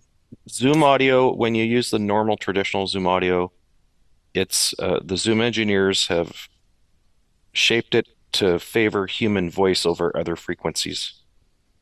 So when you don't use high fidelity, and let's say you're playing a guitar or something else, you're not going to get all the frequency response, because it's been dialed in mostly for human voice. So if you have professional equipment, professional microphones, or you want to play music or do other things, and you want to hear the nuances, then that's when it makes sense to use professional sound or performance. But if you're some regular Zoom user who doesn't really understand all of that, then you let Zoom take care of it. It'll figure out the best background noise removal, noise suppression. It'll try to make your sound as clear as far as the clarity is intelligibility of what you're saying more than the frequency response. So it's going to favor, it's more like a telephone in the sense that, the old analog telephones were the engineers at Bell Labs or whatever designed them to enhance the frequencies where human speech is more prevalent than other frequency ranges. And just so that I'm clear on what I was trying to say right now is that the recording that you get may well sound better when you play it back on good equipment than your Zoom meeting that you're sitting in if you have bad speakers on your current computer. So you can have a better recording than what you actually heard. I would say you would have an opportunity for more dynamic frequency response across the audio spectrum. It wouldn't be as constrained to, the frequencies that favor human voice.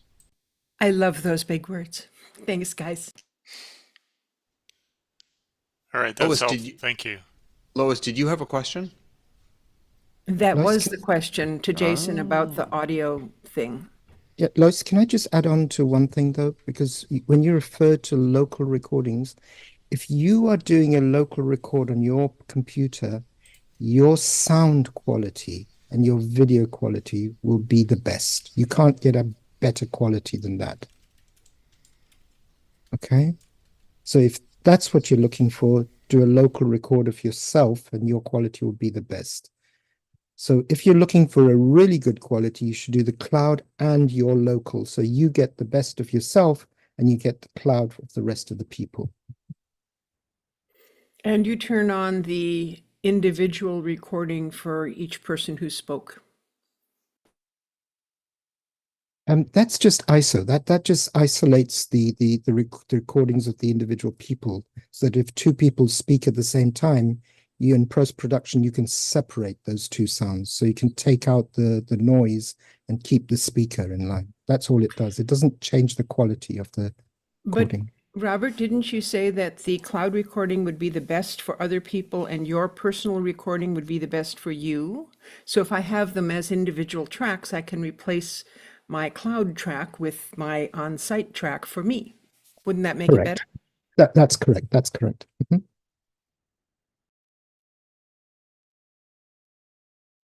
I think you can only record 100 people. The last time I looked, there's a cap. So if you have, I have a 300 person meeting license, I can only get 100. Someone who does music on a DAW would call them stems. You're right. I agree with you. That's the way it is, Frank. If any of you are interested in that, the Jacob Collier is an amazing musician, and he just released of his version of the Beatles song. The Simon and Garfunkel song, "Bridge Over Troubled Water," which was amazing. But he did a 2-hour Logic walkthrough of how he built that song, and it has, I think, 3,000 stems or something. It's just amazing. I've seen that, and I listened to him. His harmonics are just beautiful, and his ability to orchestrate a whole crowd of people is amazing, beautiful.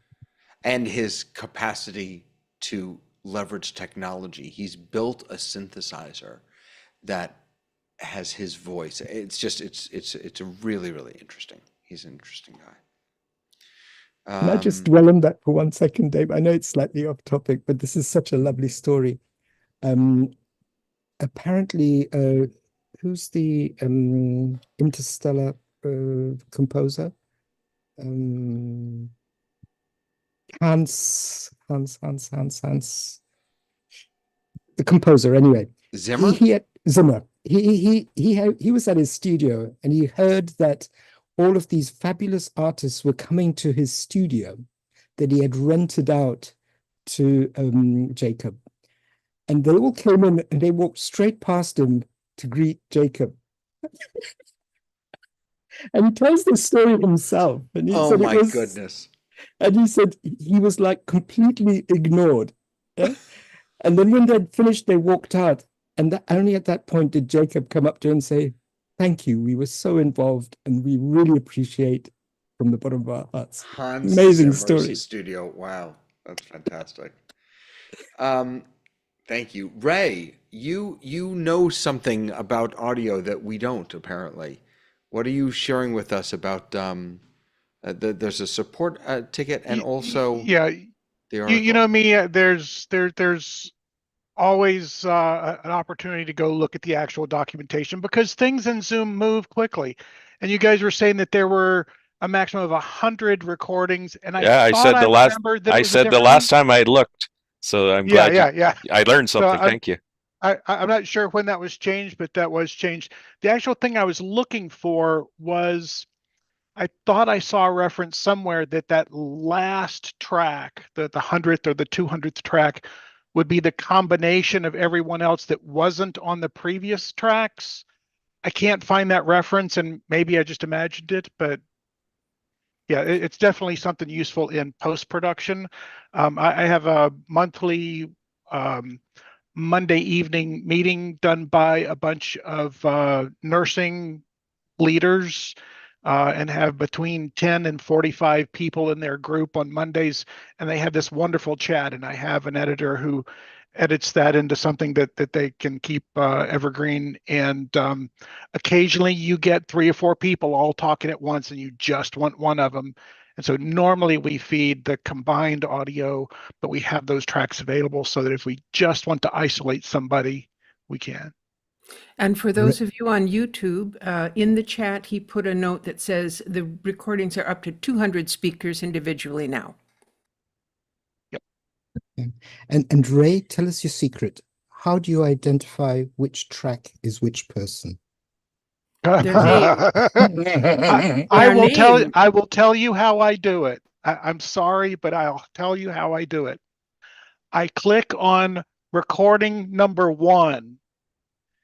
And when you click on the download for that on the Zoom web, you know how this works. On the Zoom web portal, it has the name, but then when it downloads the number, which happens to be the order that they arrived in the meeting.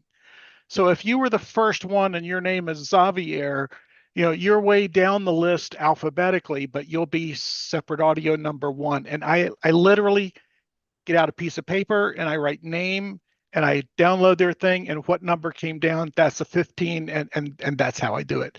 I've seen on the Zoom community a couple of questions about why do I get different names in different places? And it's because Zoom actually records the name internally in a certain way. But when the other applications, including the Zoom web portal, export them, they rename them in the process. And what I would love to be able to do is to have software that I could control the naming convention actually used on export of all of them. And I don't know if anybody wants to put together a programming team to do that, but I think it would be a great time saver for many people. There's Ray, got to be sorry, go ahead, Lois. I'm a little confused because when I make a recording, and it finishes and it's done and there it is, it's in my little Zoom folder, and I go and look at it and I look in the audio section. It has the names of the people who spoke. There isn't any numbering thing. It's just Lois's voice and Don's voice, and so that's for local, and I'm talking specifically about cloud recording. Okay, so local recording, you get the name. Cloud recording, you have to figure it out. Yeah, when Zoom does the actual export, it changes it somehow. Yeah, I don't know. I don't like it. Yeah, that seems to me if they're able to do that on local, they should be able to do that on cloud. Yeah, well, clearly they know what the name of it is because it's what shows up on the list in the transcript. When you look in the transcript and also on the where you go download the individual files, it's got the name. But when you click the little download button, it's Robert's got his hand waving. I stand corrected. They've changed it. It lists it in the. Lois was right. It lists it now. In the local recording? No, in the cloud recordings. I've just looked at my last one. It lists the names. When you downloaded it or when you list it? No, when I list it. So click on one of them. Click on one of them and download it. Click on the little download button for the first one, and tell me whether it still has the name in it or whether it has a number. No, it only has a number on it. But Yes, that's in the listing that you can choose which one you want to download. correct. And that's been there for some time. And that's the technique that I said that I use. I look at the name on the web portal. There's 47 names there, and Angela comes up first. Angela, and I click her, and the download says 15. Okay, so Angela is 15. And then once I import them into Premiere Pro or whatever, they all have the 1, 2, 3, 4, 5 numbers, and I have to go in then and tag those with the names. I mean, it's a pain in the butt. So When you download, doesn't it give you the option of renaming as it's downloading? Mine does. well, you can, but then you still have to know what it is. You have to do the translation manually. I just wanted to come in with the names. So record locally.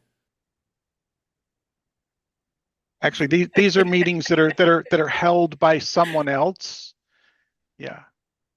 I'm sorry, I shouldn't teach you I hear guys you. so much, but okay, bye-bye. There are always workarounds, but there's also a good reason to ask for the tool to get better. The one Yeah. really good reason not to record locally is because there's no ability in Zoom to upload a Zoom recording back to the Zoom cloud. So if you want to share your recording with different people or email it to them, you'll have to find your own hosting. So that's one of the advantages to Zoom cloud recording, is it gives you a method of sharing the file without having to do your own hosting. But it's so one of the much reasons. smaller. It's just this tiny But- little thing. But for some people, it's easier just to have Zoom be the host and share the link that way, and also the password protection and the other things that Zoom Cloud affords. So I guess I'll just do both. The other thing is that it's independent of your local last mile of internet. So that's the good part. That's why two of us always record. I'm recording and my friend in another city is recording. Yeah.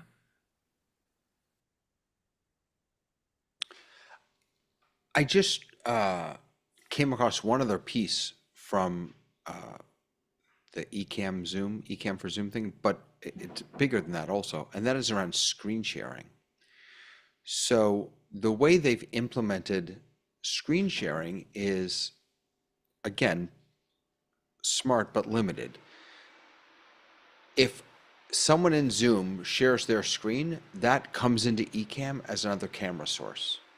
So if I have my talent join a Zoom meeting, and I am producing, and then I'm pushing that out to YouTube or Facebook or wherever, and they can screen share, they can control it, and I can bring it in as a camera source and build my scene around that. The limitation is and this is probably where I would use this most, is producing something in Zoom for Zoom, right? So, excuse me. And by the way, so my talent is in Zoom along with my audience. I bring them into Ecamm from that Zoom meeting, and I want to push it right back in and spotlight myself. The problem or the limitation is that when they screen share, it takes over the whole Zoom meeting. Everyone, unless you're in dual monitor mode, which is no one I think except for us uses dual monitor mode, and even some of us don't, it takes over your entire Zoom meeting. And so then there's really no value in doing any production whatsoever. The fix to that is to use Zoom Production Studio, is that what they call it? Zoom Production Studio, which actually lets you build beautiful scenes, as I understand it, with screen shares. Just a minute, David, do I understand you correctly? You're bringing in something from the same meeting, producing it, and then pushing it back into the same meeting? That's exactly the use case, because I want my talent to be in the same chat with the participants and be in the same Q&A with the participants. And before this integration, if I were bringing them in via ISO, I had to have them in a separate meeting.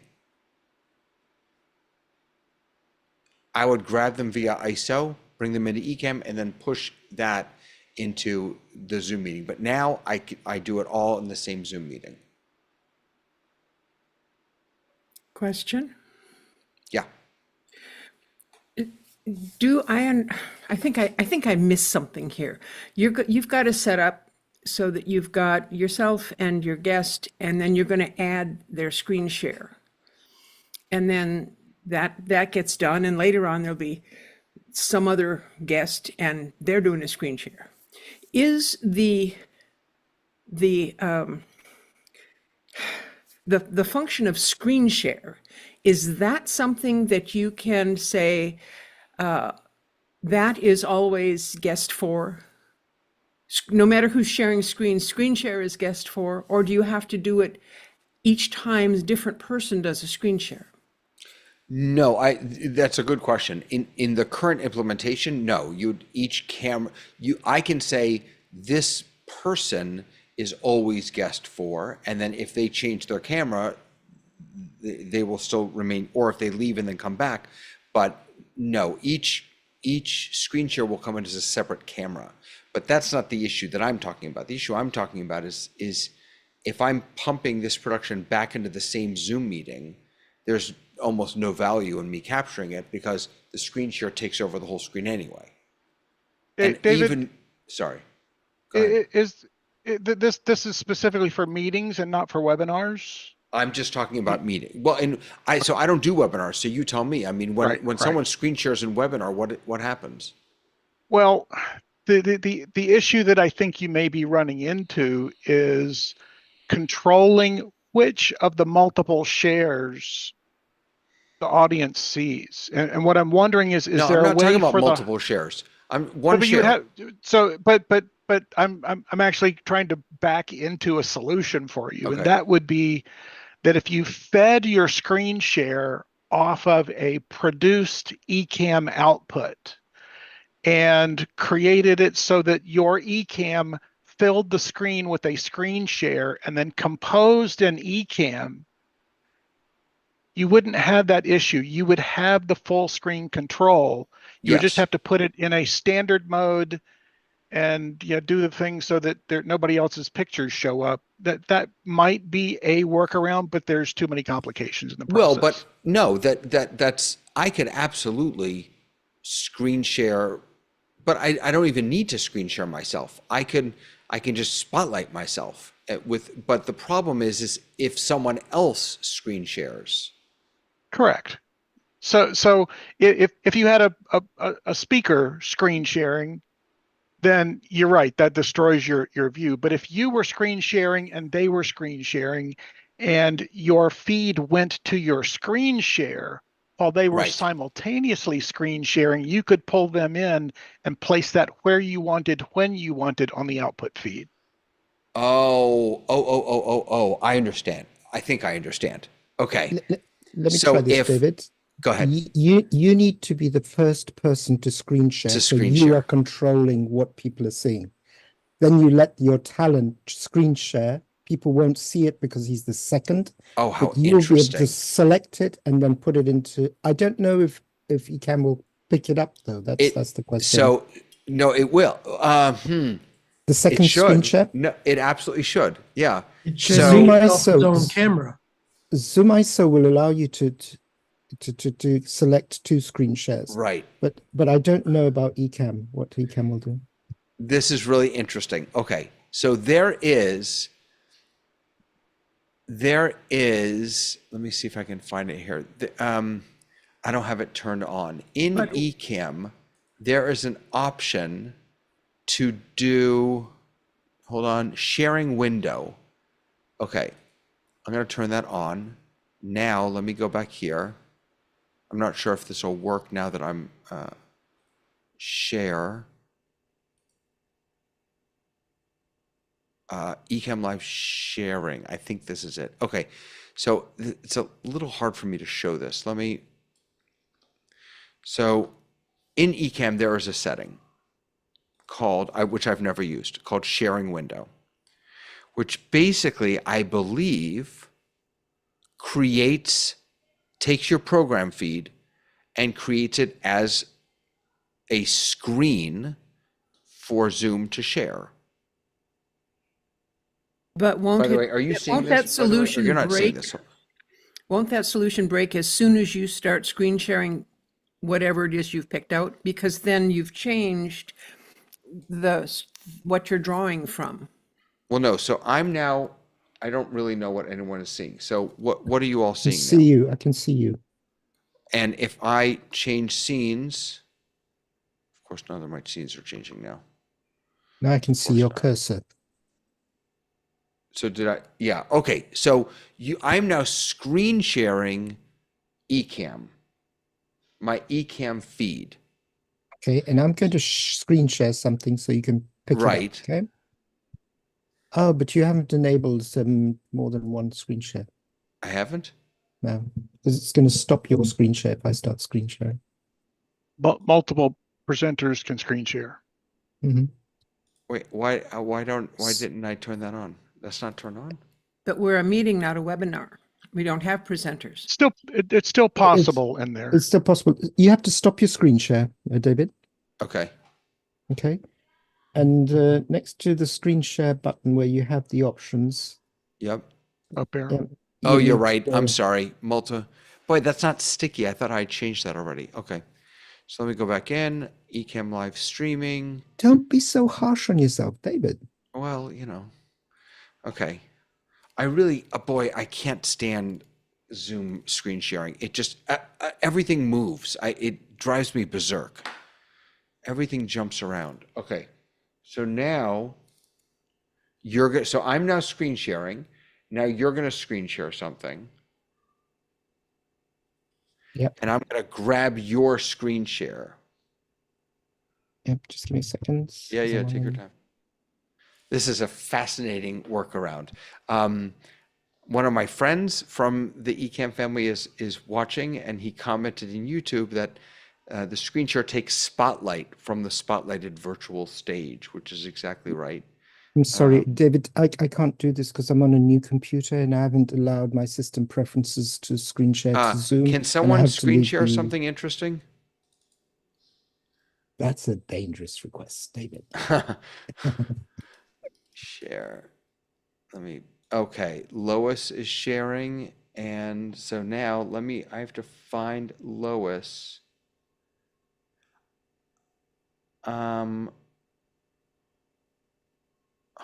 So I don't see your screen share in my Ecamm. Lois, I'm gonna. Does now I anyone got else it. see Now me? I got it. Now I got it. Okay, so now I'm gonna build a scene with. This is such an interesting workaround that you just came up with. Wow. And then I can just do this. I mean, this is a terrible scene, but you get the idea.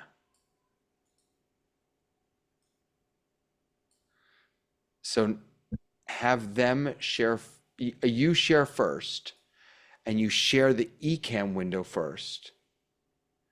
And then you have the other person share.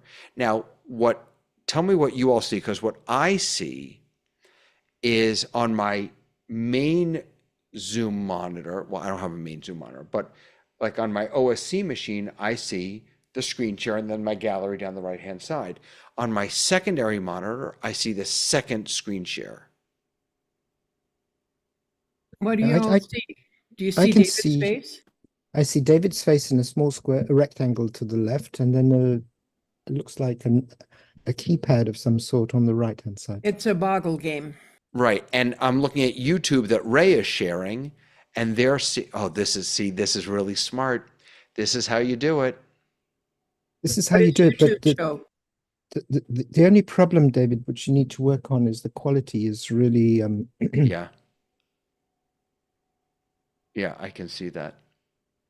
Well, and technically speaking, a screen share is shared at native resolution. So whatever your output is, that is your composition in Ecamm, should be the resolution that's going out to people.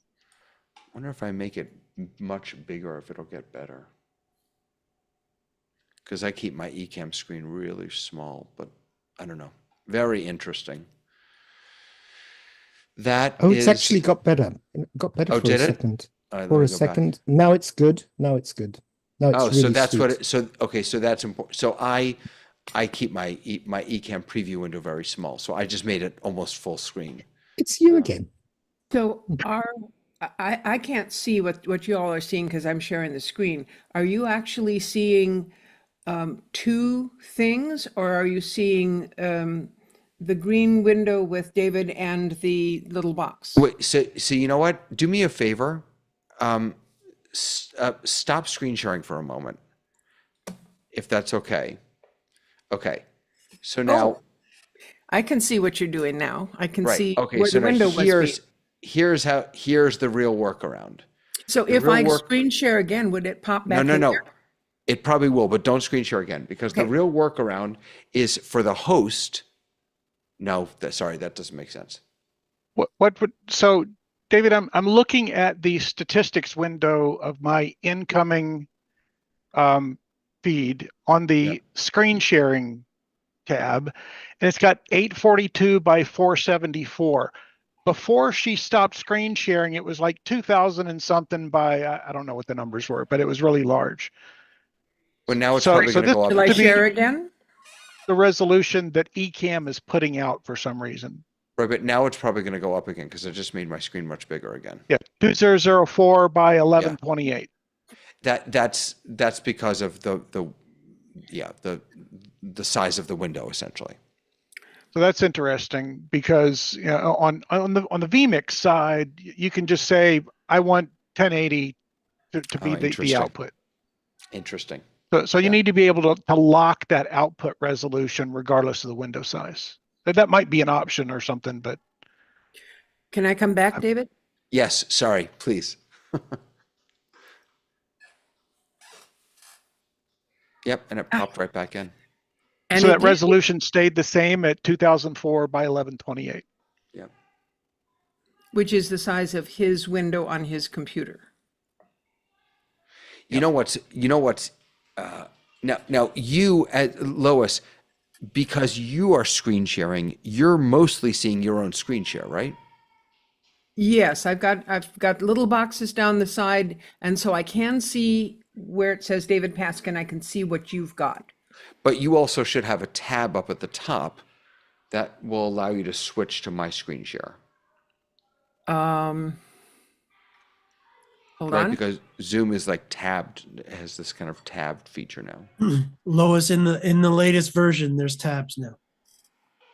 I don't see what you're talking about, and that's okay. Let me try more. No. It's up at the top of your Zoom window. In the top left, you'll see, you should see Lois Richter, comma Davis, comma California, and then next to that, you probably see my name. It depends on the Zoom version. Yeah. Yeah. If you're on an I older don't know what I'm version- looking at, so I won't worry about it. No, it's okay. What I was going to say, though, is that I actually like the fact that you, Lois, as the screen sharer, are seeing your share. Because if I have a speaker, for example, who, who's advancing a slide deck as they speak, I don't want them worrying about what it looks like in production. I want them focusing on their talk and advancing their slides. And so I don't need them to see my screen share. I want everyone else to see my screen share, and I want them to see their own screen share. So this actually is sort of brilliant. And I I'm would think moving twice it about around, that. and it is moving on your presentation. So this would be an excellent way to do a slideshow. I would think twice about what you just said, David, because you want your talent to see himself to make sure that he's centered in your view. Otherwise, you might Fair enough. have an issue there. Fair enough. Yeah. I'm going to stop now. Yes. As am I.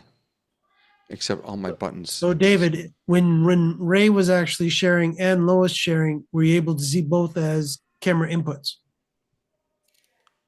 When Ray was sharing, I was And- sharing at the same time. Yeah.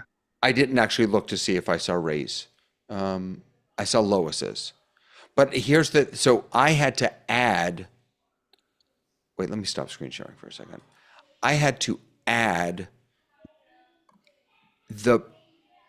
before I could see Lois's screen share, I had to add Lois as a camera source. Yep. If that makes sense. Sorry, David, have you stopped screen sharing? Yeah, I just stopped. Because You've we've still still got the got same your- format. Yeah. Yeah, no, I know, because that's the scene.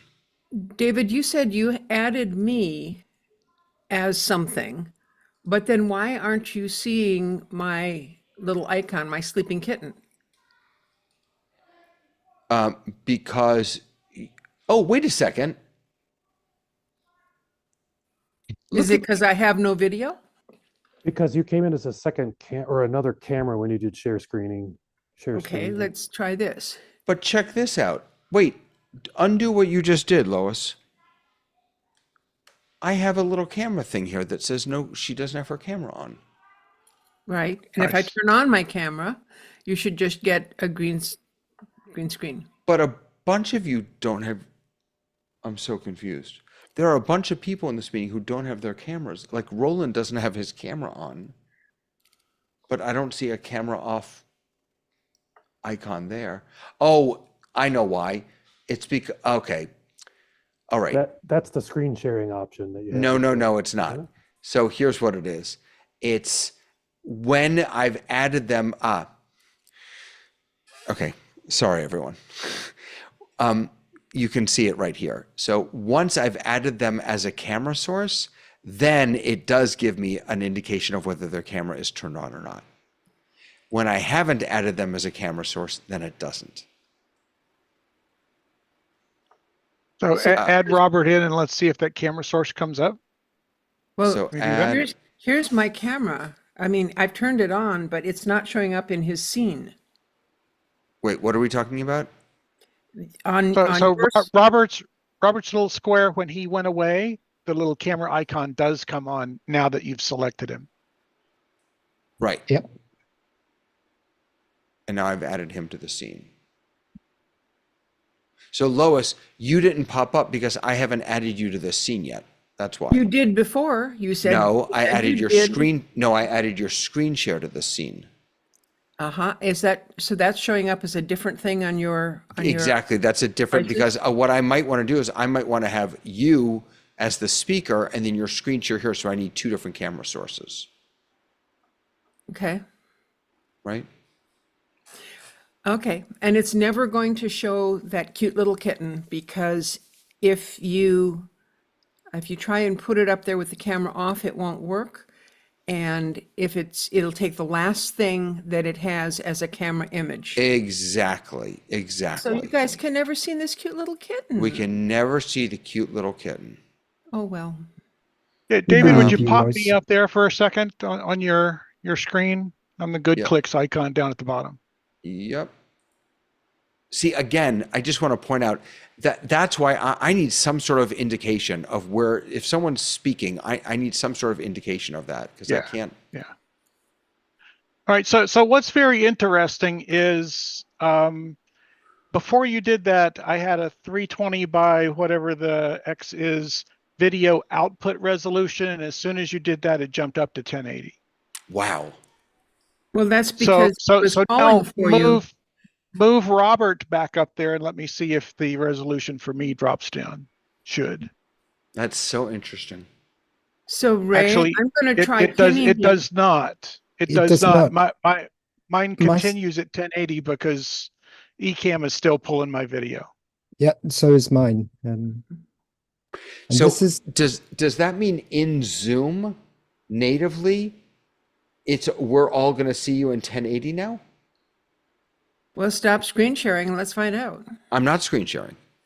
Oh, Well, No, none of someone this has else- anything to do with screen sharing. Right, Okay. right. So someone else can look at the statistics tab and look at the video incoming and possibly see whether mine is, I don't know. You can't really tell individually. That's the problem on the receive side. yeah, I've still got 1080. So since my camera's Oh, my. off, I shouldn't be having anything, right?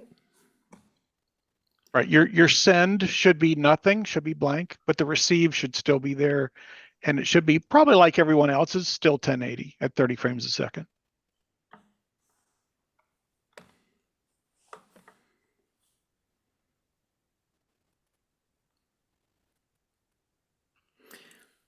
I have a send of 83 KB/S.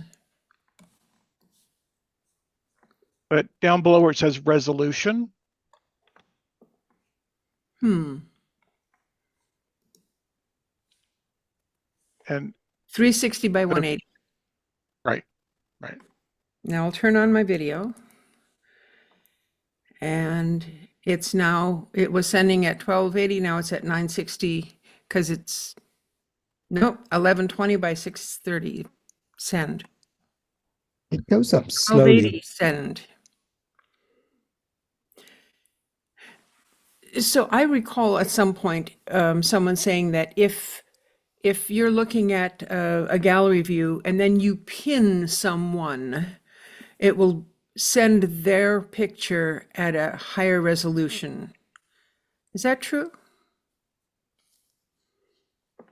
So You'll receive their picture at a higher resolution. And what I've heard different things from different experts, and everyone has their knowledge base, and some people have said no, the Zoom thing always sends out a 360 and a 720 and a 540 and a 1080, always sends those out. But I could tell you, if the statistics window is any indication, you get a 360 when everyone else in the world is looking at you in a big gallery view. And then as someone pins you, then your send will go up to 1080 because somehow the Zoom on your end tells Zoom on my end, Lois has pinned this guy and we need the higher resolution. And it starts to do that. So is there anyone in this meeting that David has not stuck into his little machine there? I think Daniel I haven't seen. Oh, Mike. So I'm going to try pinning Mike and seeing, Mike, look at your statistics, would you, and tell us what you've got right now? Percent. Right now I'm sending 320 by 1080 send and receive because I'm in gallery view.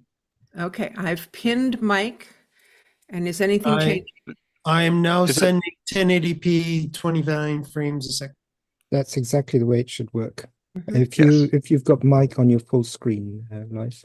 If you don't have I've got a big window, yeah. So I'm going to remove that pin. Now, Mike, did it go back down? 320 by 180. Right. And that, I think, is the reason that when you pin someone, when they first come up, they don't look all that great, but then they get much crisper. Right. Your machine immediately pins them with the resolution that it gets. And if the other machine has the capability of producing 1080, you get it. If it's a lower end machine and can only do 720, you might get 720, but your machine will show whatever resolution it's receiving. And of course, always keep in mind too, bandwidth. You receiving, again, your receive bandwidth going from 180 to 1080p is much bigger too. So that also, your download speed would also come into effect there too. What were you counting, Robert? I was looking at the difference, the delay. So I'm going 1, 2, 3, 4. It's about 2 seconds. I'm only seeing about a half a second, Robert. Oh, wow. Oh, because it's at my end. It's going and coming back. Right. And you're just receiving everything that's coming to you. Okay, interesting. David, there's one thing that I would test if I were you.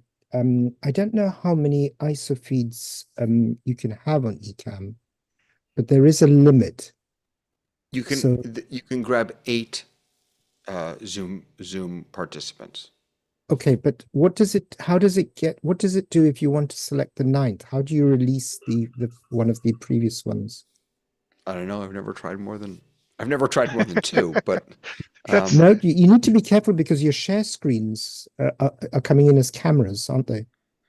well, right. I mean, right now, no one's screen sharing anymore. So no, I can have as many people as available as a camera as I want. Oh wait, can I? No, I don't think you can because just think of the bandwidth that you'll be pulling down. That's like Right. 6 So meg per I'm just gonna add a whole bunch of people. 1080p. I'm gonna add Mike. There's only I 10 love- of us.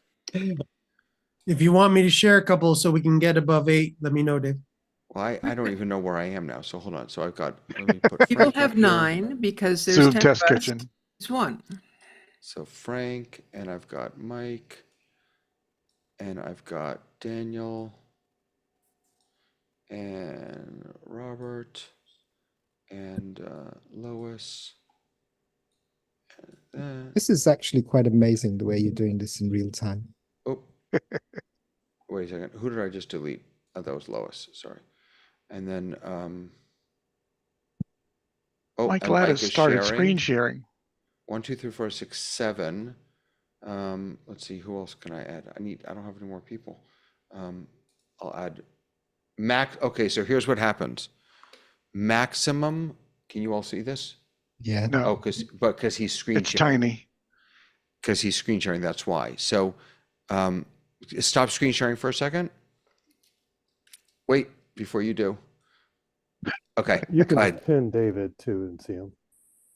So I have a pop Yeah. that says maximum number of Zoom cameras reached. Only 8 Zoom camera sources can be added at a time. Remove a Zoom camera source before adding a new one. So now. So it's actually sources. It's not active sources. You couldn't put 10 of us up here and only use 8 at a time. You can only create 8 Zoom sources. Right. So now if I remove one from camera, now I could bring another one in if I wanted to. Please spotlight so we can see it big on Zoom. I mean, on YouTube. Sorry. And now I'll bring that there. I mean, there's nothing here, but this is another camera source. I could turn on. Let me turn on my camera. Insta 360. Wake up. There. Oh, no, I'm down here. Come down here. Hello. Wait, over here. I'm trying to get my, come on, look at me. My Insta 360 isn't paying attention to me. David, if you'd watch the right films, you'd know that it would be me, choose me. me. Why is it not like activating? Activate. Wonder Twin Powers is, how does it, oh, there, wait, now it's, hold on. Okay. Pay attention to, why is it not paying attention to me? I don't want you to zoom. I want you to follow me.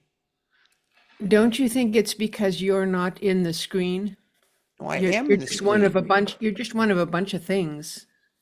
No, that has nothing to do with it. I'm looking at my Insta 360 The camera does that. Your Yeah. OBS bot is listening to you. Terminator 7.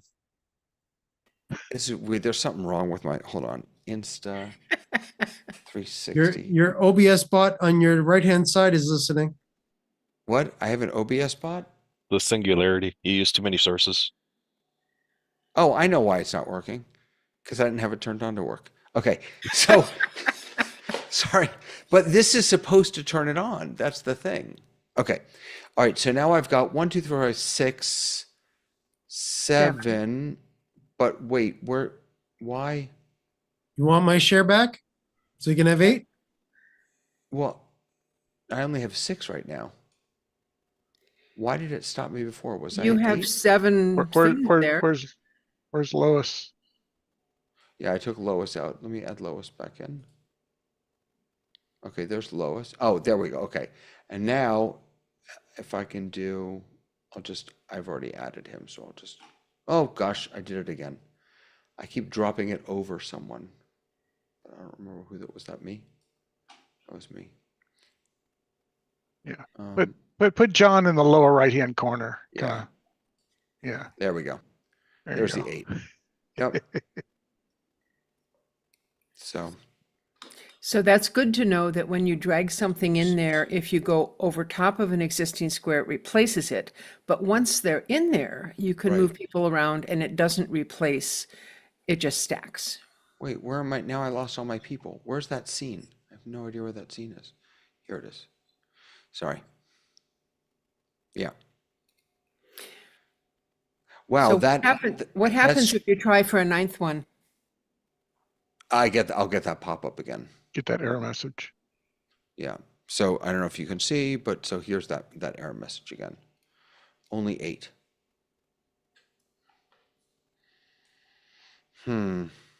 Interesting. I have a Zoom or a Ecamm question for you. Yeah, go ahead. Let's say you've never used Ecamm and you're fairly proficient with computers and technology. Well, how's the learning curve? Like, can you be reasonably adept at this in a day? Does it take a month? How did you find the learning curve? I think I found it pretty easy. I don't think it was too bad. Sorry. David, you've been using Ecamm ever since it came onto the market. Yeah, no. But I'm thinking back to, when I first started. If you had 20 students who had never used Ecamm in a classroom and you had to teach it to them, how much time would you think before they could start doing something meaningful with it? Oh, an hour. Yeah, it's really not. It's you know what, I think of it like, and this is the kind of tool that I appreciate. I think of it like Wix, right? If any of you have ever built a website with Wix, it's kind of a drag and drop kind of thing. I do. Oh gosh, wait, too many Davids. I turn this off. That's what I don't know how to code. I don't know how to do any of that stuff, but I can drag and drop like the best of them. and that's why I think I really gravitate to Ecamm, because it's that kind of mentality. Second question, follow up. Is it a feature-rich environment where you're always learning new things? Not because they release new features, but because there's so much depth to it that you're always saying, "Oh, I didn't know it could do that," or "Wow, I didn't know that was a thing." I would say yes. Yeah, I would say yes. Yeah. I mean, look, it's not vMix. I don't think it wants to be vMix. But for what it is, it's tremendously powerful. Yeah.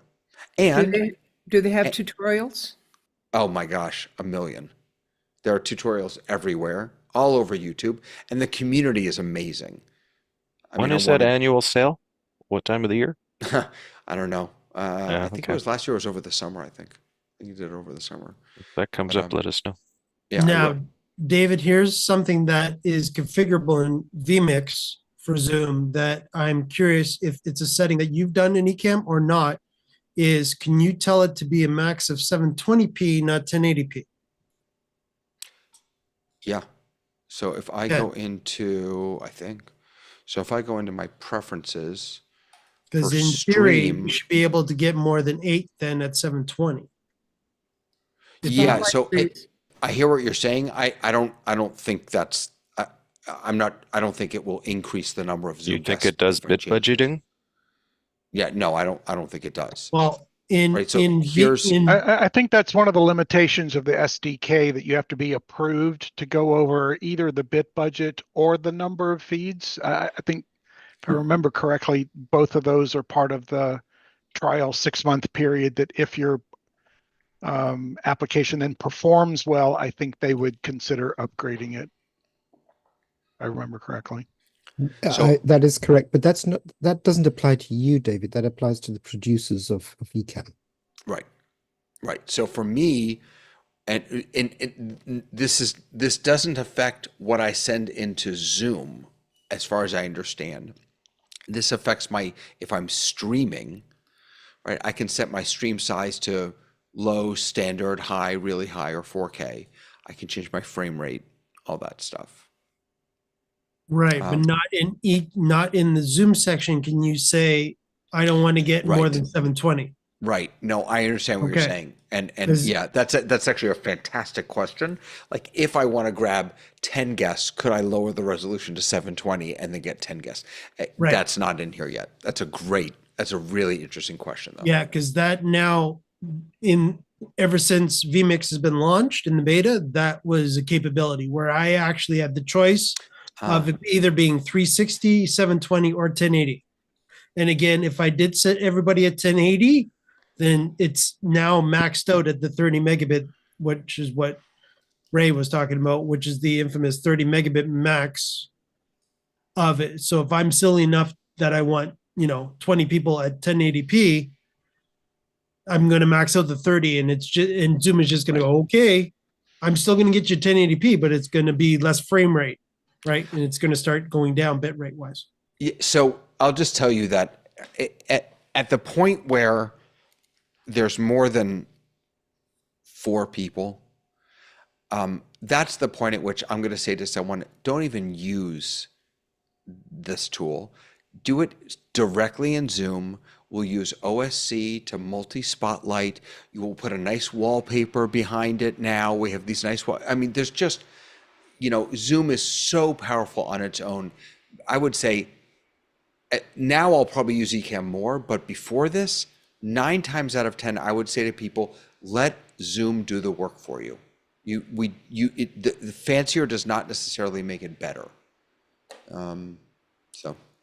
And David, I guess I'd add to that something that you said earlier, is that if you really, really are wanting a high production capability, but don't want to spend the bucks, get yourself a Zoom Events license or a Zoom Sessions license and use Production Studio, which fortunately or unfortunately only works in a webinar, but that's where you really want your controlled environment. And you can have up to 100 panelists if you want to have 100 panelists in a webinar. Production Studio really will do the trick. The thing that none of the other that I've seen at any rate, and back to the other question of, do you get brand new, things that you see every day that are brand new? What I don't see yet is the ability to have a 9-up in vMix or Ecamm and only fill 4 of them and take it to live and it go, oh, I'm going to rearrange these for 4 people on the screen. With that control comes responsibility, and you have to fix it. Where Production Studio goes, I know you're just a little baby TV producer. You don't really know how to do all this. We'll fix it for you, and we'll only put 4 people up instead of 9. Can I just say that I think your BitFocus companion is broken? BitFocus companion? Yeah, because Lois put her hand up, and I got a message saying, "You're up next. Be ready." And it. I didn't put my hand up, and you're channeling me, Frank. Yeah, I got one earlier that wasn't for me as well. That's kind of funny. It's happened a few times this meeting. I'm like, why does it keep changing my chat? Because I haven't put my hand up. David, have no idea. David, I would not start trying to fix OSC, but I would start by switching off Zoom in Ecamm before you start fixing OSC, because you've got 2 SDKs running. No, but they're on completely different machines. I mean, but the same meeting. Yeah. I'm going to just hold on. I'm going to disconnect companion. I was going to say, is that an old Jeff integration into companion? It's most definitely you're a up Jeff. next? It's absolutely. I stole it right from him. Yeah, it's my on deck trigger that he came up with. Yeah, I just think your mapping's off. Yeah, I don't know why. Sorry about that. You're not up next, if you were wondering. Lois. Lois is up next. Lois is up next, and I'm gonna. Mike, can I pass it to you? Can I pass those to you so I can start my trek home? Go ahead, Lois. Go for it. So it's a minor question. I think I heard Ray say that you could have up to 100 panelists in a webinar. Can you have a webinar that has no attendees? Which Absolutely. I do it all the time. It like a meeting, but have more stuff and make everybody a panelist. It's a good way to do semi-live. All right. Thank you. I got to go. Bye. It doesn't work that way, just so that your expectations aren't set wrong, because you're not going to see what the attendees see. I will say that a little over a year ago, I got engaged with another client who was doing a DEI week for Paramount. Okay, that's just who it was. Um, and the way they wanted us to do it was basically to live stream to Facebook's workplace, not Zoom's workplace. You know, you got the whole terminology stuff. And what we did was we got a Zoom events license so that we could have backstage, and we would basically gather everybody for each session backstage, and then we would put the people who are going to speak on stage, and the people behind the scenes. Sometimes we had some very famous people there, actors and models and that sort of thing, and you know, they had people who helped them with the chat. And we just used a webinar, and there were no attendees. Everybody was either on stage or backstage, and live streamed to Workplace. That was interesting.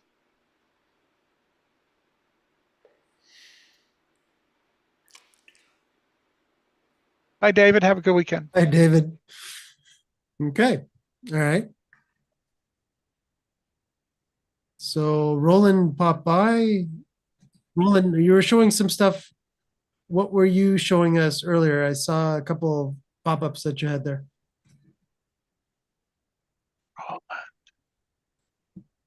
Come in, Roland.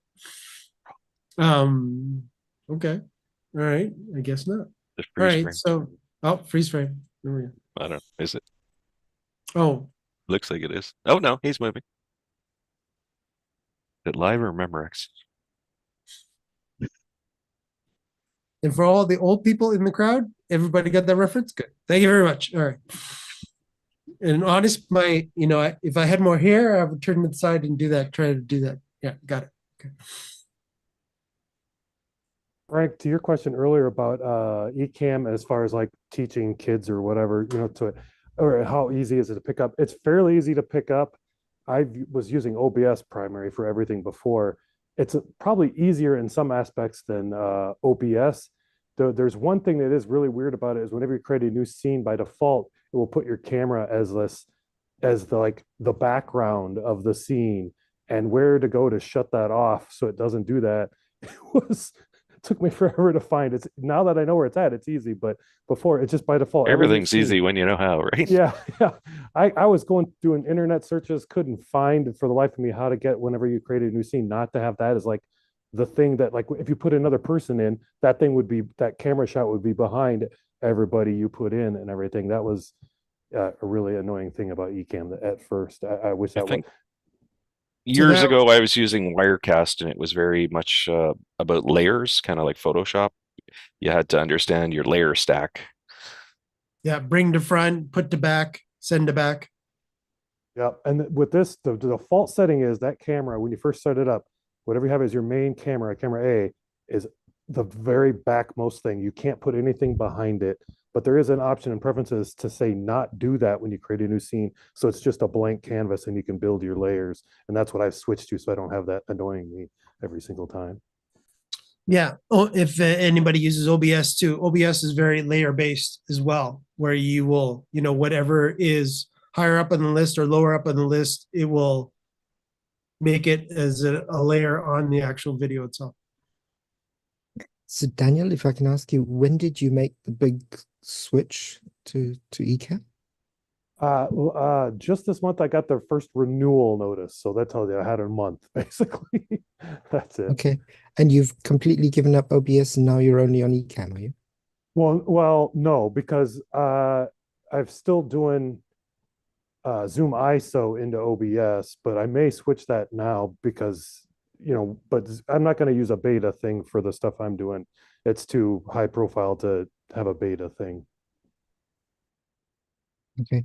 I was just thinking in terms of Frank's question, how easy it was for you to jump in and how quick you were able to do the mindset move to eCam. I don't think he's an average user, though. He used to be an IT guy at a prestigious teaching hospital. He's not the average cat.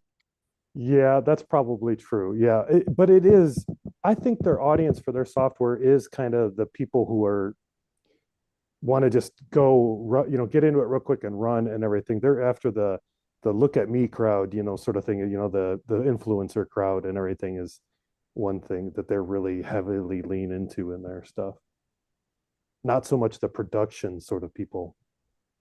But I think right now, for me, compared to ZoomISO, and if I wanted to combine it, say, with something else to get the ISO feeds in, the cost for Ecamm Live Pro is lower than most other solutions, for just basic Zoom isolated people coming in. I'm pretty sure it's going to be cheaper than vMix for getting the stuff in. It's cheaper than Mimo Live, I know for sure, because I did test that. And I forget what one of the other ones is, but yeah, it's probably the most affordable solution to get some isolated people in Zoom into something that you can really use in a kind of. Is that true, Mike? For vMix, I thought vMix you could get in for like $60 or something.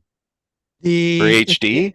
Yes, for HD, you can go down to $60 US. But again, it all depends on, Daniel, the honest answer would be your OS of choice, your platform of choice, meaning are you a Mac house, are you a PC house? Yeah. That would be A or B there. Then you would be limited to specifically then, okay, if I'm a PC, then I'm going into vMix, Wirecast, OBS, I'm staying there. If I'm in the Mac world, now I'm Ecamm, Mimo Live, and Robert, which one were you testing? I'm testing Mimo Live. Don't they still have Wirecast for Mac? And yes, they should still. Yes, initially Wirecast was initially made in Mac. All right, here's for Pro. Here's the renewal fee: $39.99 a month. I hate subscriptions. And cheaper if you do it. Cheaper, of course, if you do a yearly subscription sort of thing Right. instead. So, like I said, it beats everybody else for price to get into Zoom isolated stuff, as far as I could find. Only thing might be slightly cheaper is if you do ZoomISO at the light level or the lower level. That's what I'm doing, and then go into OBS. That was the only thing I could find cheaper than doing like Ecamm.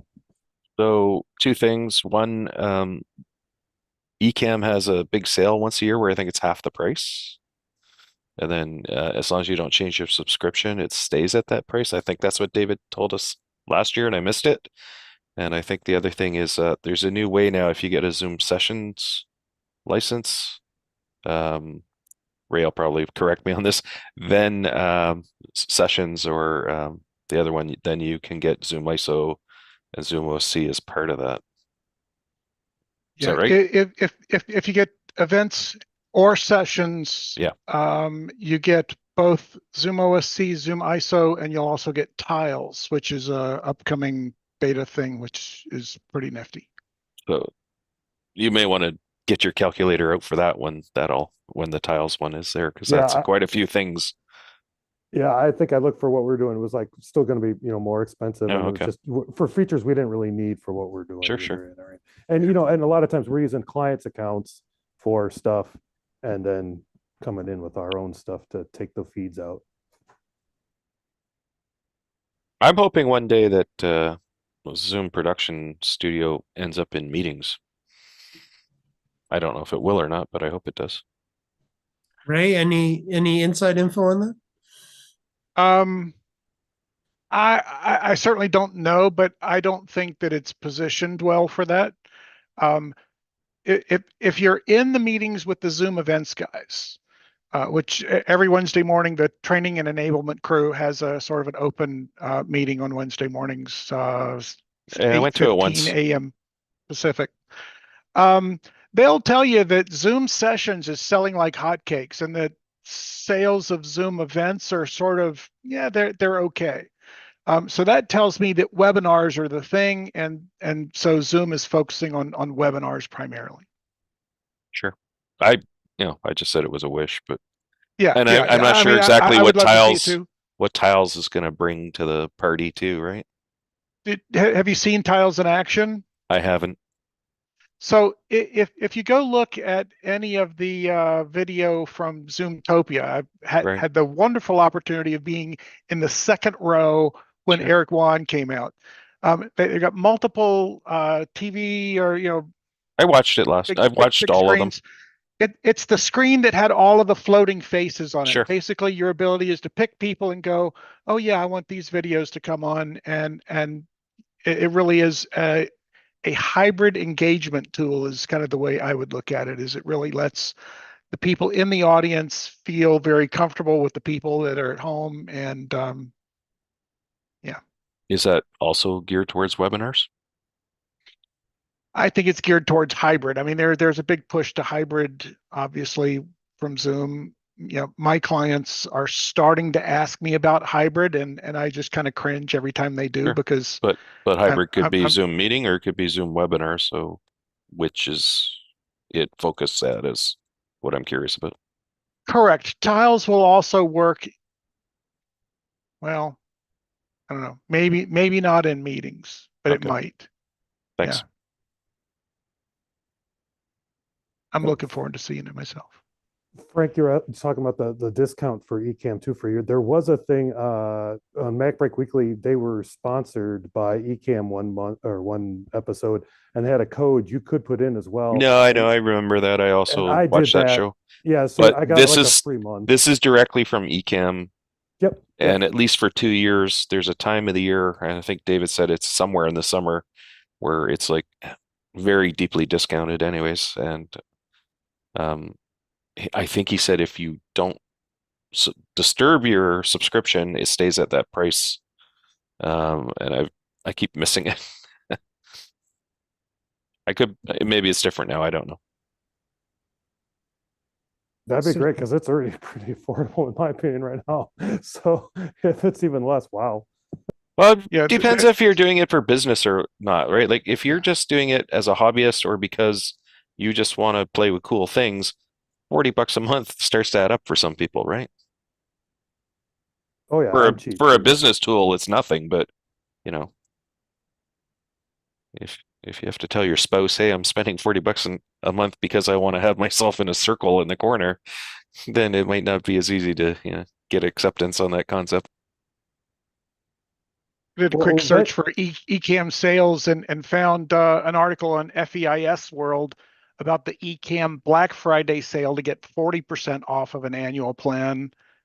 So if you can't figure out when they're going to have one, at least check them out around Black Friday. Sure. I have, I think many of us have things like I have an ATEM switcher in front of me, and I can do quite a bit with that too, but I'm still curious to do other things.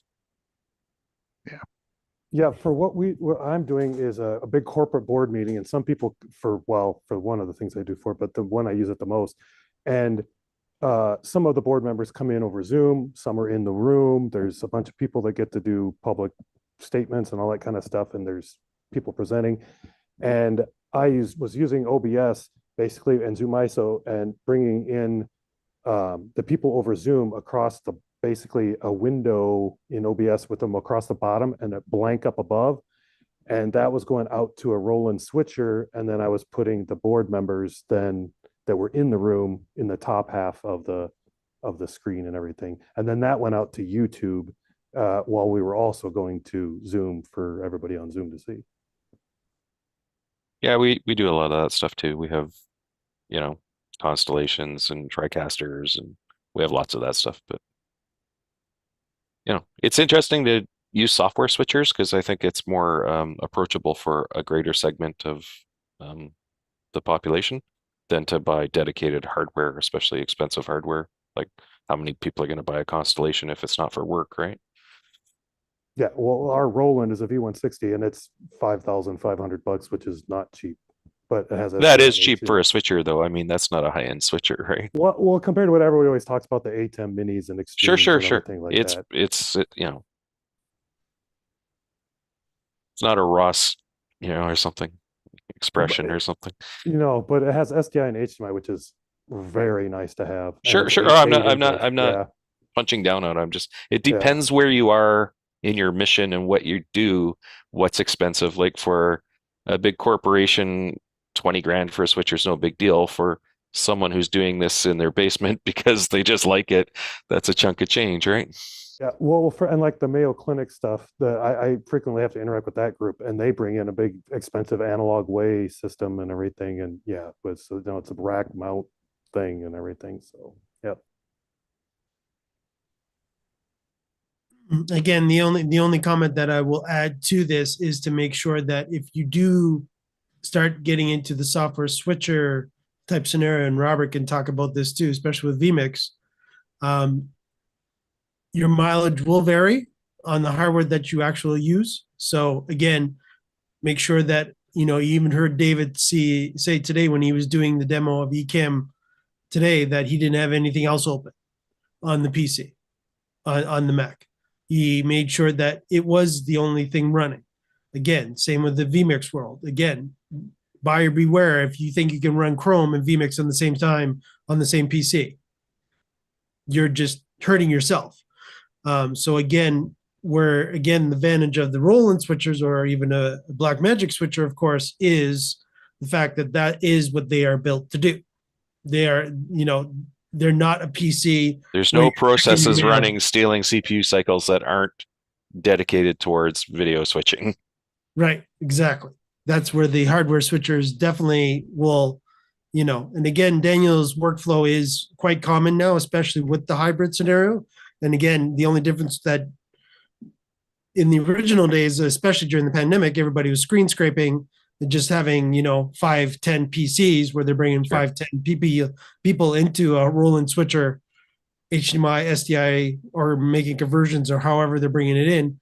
But that's how they would then build the scene that way to bring it into a Roland switcher. But again, of course, now with ZoomISO or any of the liminal products or any, now if you're going after the Ecamm product or any other software switcher, of course, it just makes life a lot easier. But again, your mileage still will vary based on your PC or Mac hardware specs. Sure, of course. That is definitely one thing that always runs into a big problem that I've been in many years when I've been in the vMix community. That's always been problem number one. My NVIDIA card is not working properly, or I'm not sending it to the NVIDIA card so it can offload some of the resources onto the NVIDIA card, and my CPU is maxed out. And then all of a sudden it's stuttering, or all of a sudden the audio and video will go out of sync. Why? Because the audio takes less processing than the video does, et cetera, et cetera, et cetera. So there's always been... They've been TriCasters like that too. I mean... Well, again, TriCaster is Windows PC, just running their software on it. So with a remote. One of the things that I have learned using Macs because I'm just a Mac user for just over a year now, is that the Macs have hardware encoding for RTMP. So you can do all this H.264 encoding down at a hardware level on Macs. It's quite amazing the difference because the main processor isn't getting loaded up. I have a huge PC, like a huge PC with 2 NVIDIA cards, and it just gets bogged down when I'm streaming.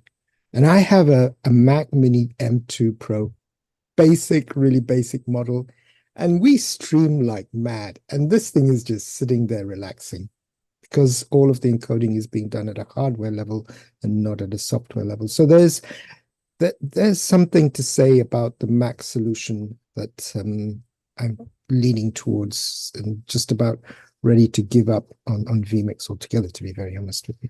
Yeah. And again, that Robert has, his complaints are just, and that has been in the vMix community for many, many years where, again, you have to make sure that certain processes are being sent to the NVIDIA card and not the CPU. And again, vMix is very modular.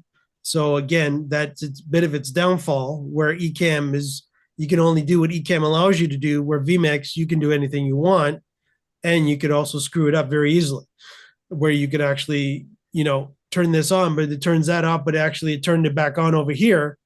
And that's been a major, I don't know how to explain the potential complexity of vMix, but I've seen it many times where I know a lot of broadcasts now that I've seen, like where people are actually streaming with vMix, I could see the difference between somebody that doesn't know what they're doing or think they know what they're doing when it comes to vMix versus when they don't. And it shows, because again, you'll have certain things that will still be on, but yet they layered something on top of it because they didn't realize they didn't take it off. As an example, and Robert's nodding his head, so he knows what I'm talking about. So you got to be where Ecamm and even OBS per se, you still can't do more than the software tells you it can do or allows you to do. Where vMix, it's basically, oh yeah, you want to do this? Okay. You want to do that? Okay. It doesn't matter if you know what you're doing or not. I'm still going to allow you to do it. And it doesn't matter, as like Ray was saying, it doesn't have the intelligence to say, oh no, you're doing something wrong, like Production Studio would in Zoom, where it's like, oh yeah, oh, you only want 4-up.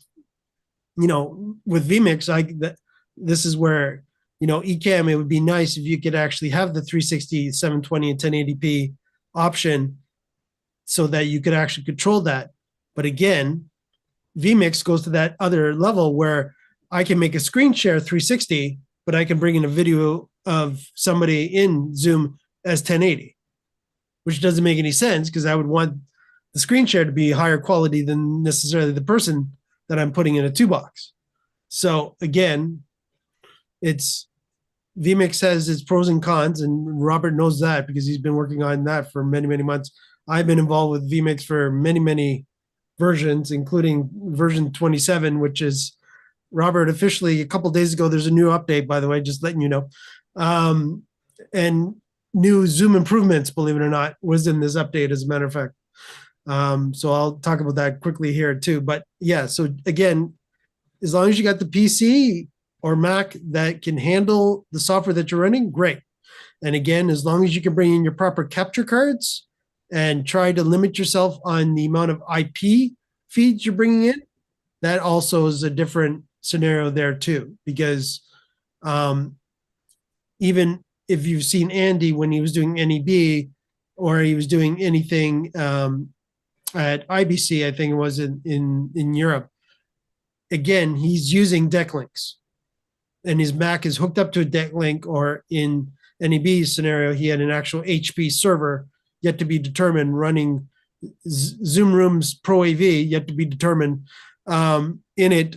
That is actually connected up to, it had a capture card in it as well, so that he could actually bring each individual ISO feed out of the HP unit. So again, he made sure that if he wanted 8 outputs coming out of the Mac, it was a certain spec Mac that he was using in the actual trade show booth for this example. And I would assume that he had a similar setup again for office hours when they were doing it from NEB as well. So quickly before we go, yeah, go ahead, Robert.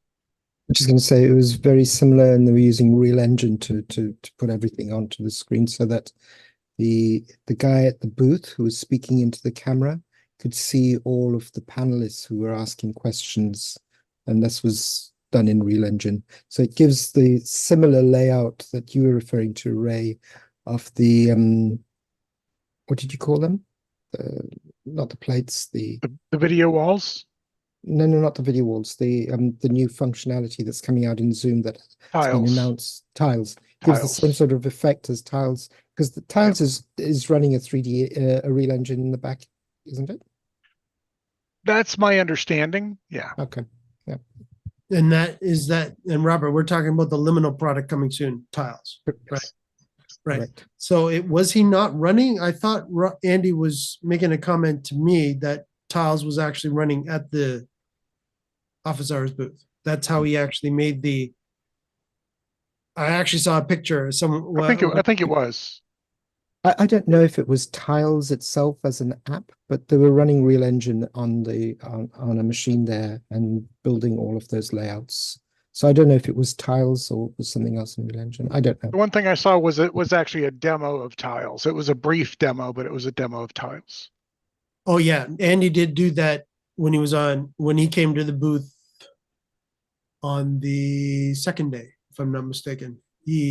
When they started their day, he actually did a demo of Tiles live from the booth.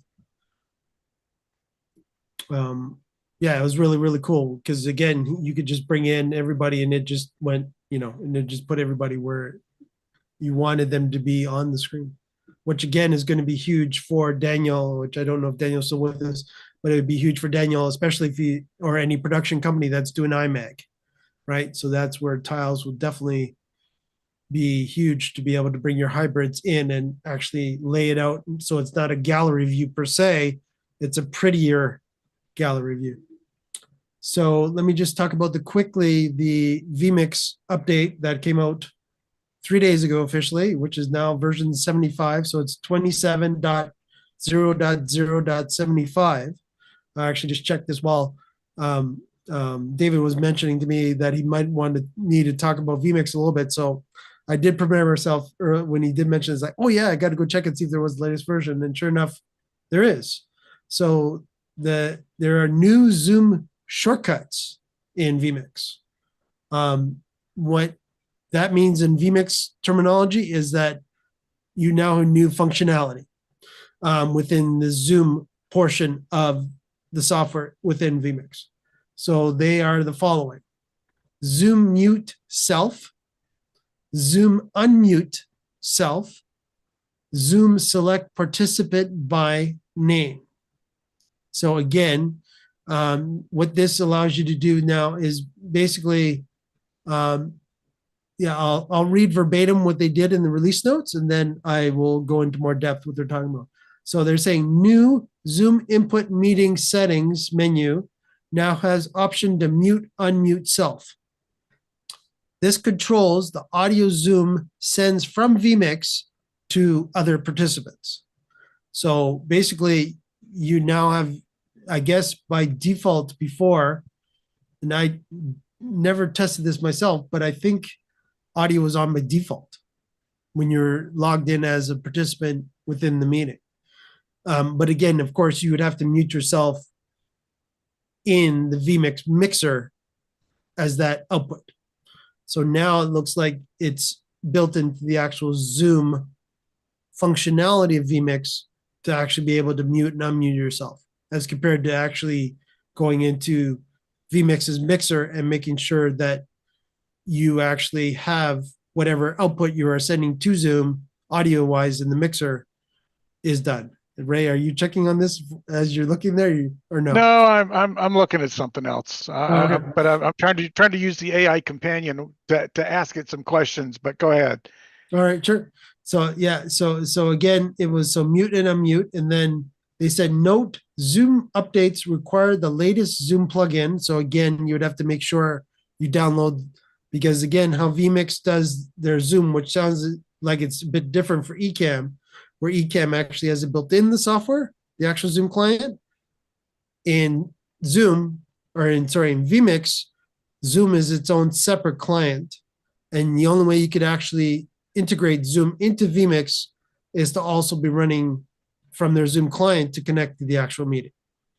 So that's how they're doing it. So instead of them actually updating the software every time vMix or every time Zoom SDK updates, they're just making it a Zoom client that they're recompiling every time that will talk to Zoom into vMix itself that has the latest SDK functionality. And right now, I did look at that, and the latest, they're not on version 6 yet. They're still at the latest 5 dot whatever that was. Ray, you could probably help me out. Before we went to 6, it was 5.17, I think. Does that sound right? Yeah, 5.17.1 or 2 or something like that. Right. Yeah. So that is where their current SDK that they're talking about in here is at that version. So it's not at version 6 yet.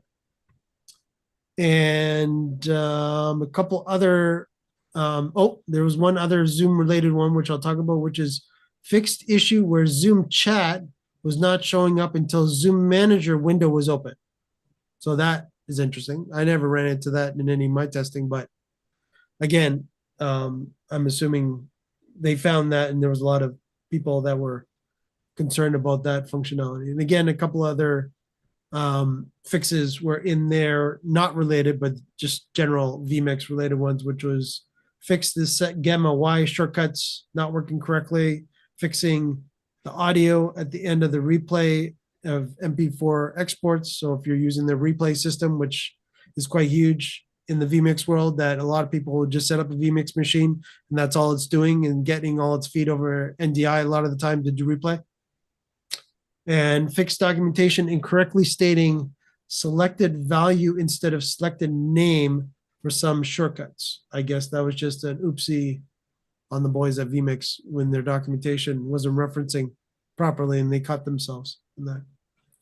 But yeah, so that is actually, it was a small, I guess, small-ish update from vMix. But again, but again, it was a couple of Zoom-related ones. And again, as I was saying, that they are now, it's running I don't know if that's the latest version of the Zoom SDK, but that is the latest version that they're supporting right now within vMix, which is 5.17. Insert here, not 6, which everybody in our meeting today, everybody's, unless Robert, did you stay at 5.17 or no? I have not updated. I usually wait for a while. So you're still at 5.17. I will check that, but that's what I believe. But if you are at 6, you really should go to, are you on Mac? Yes. Okay. So yeah, you would be, I think you're 5.0.2, where Ray and I and anyone else, I think Roland, you're on PC as well, we're at 5.0.4. 6.0. So sorry, yes. Too many numbers today. 6.0.4, correct.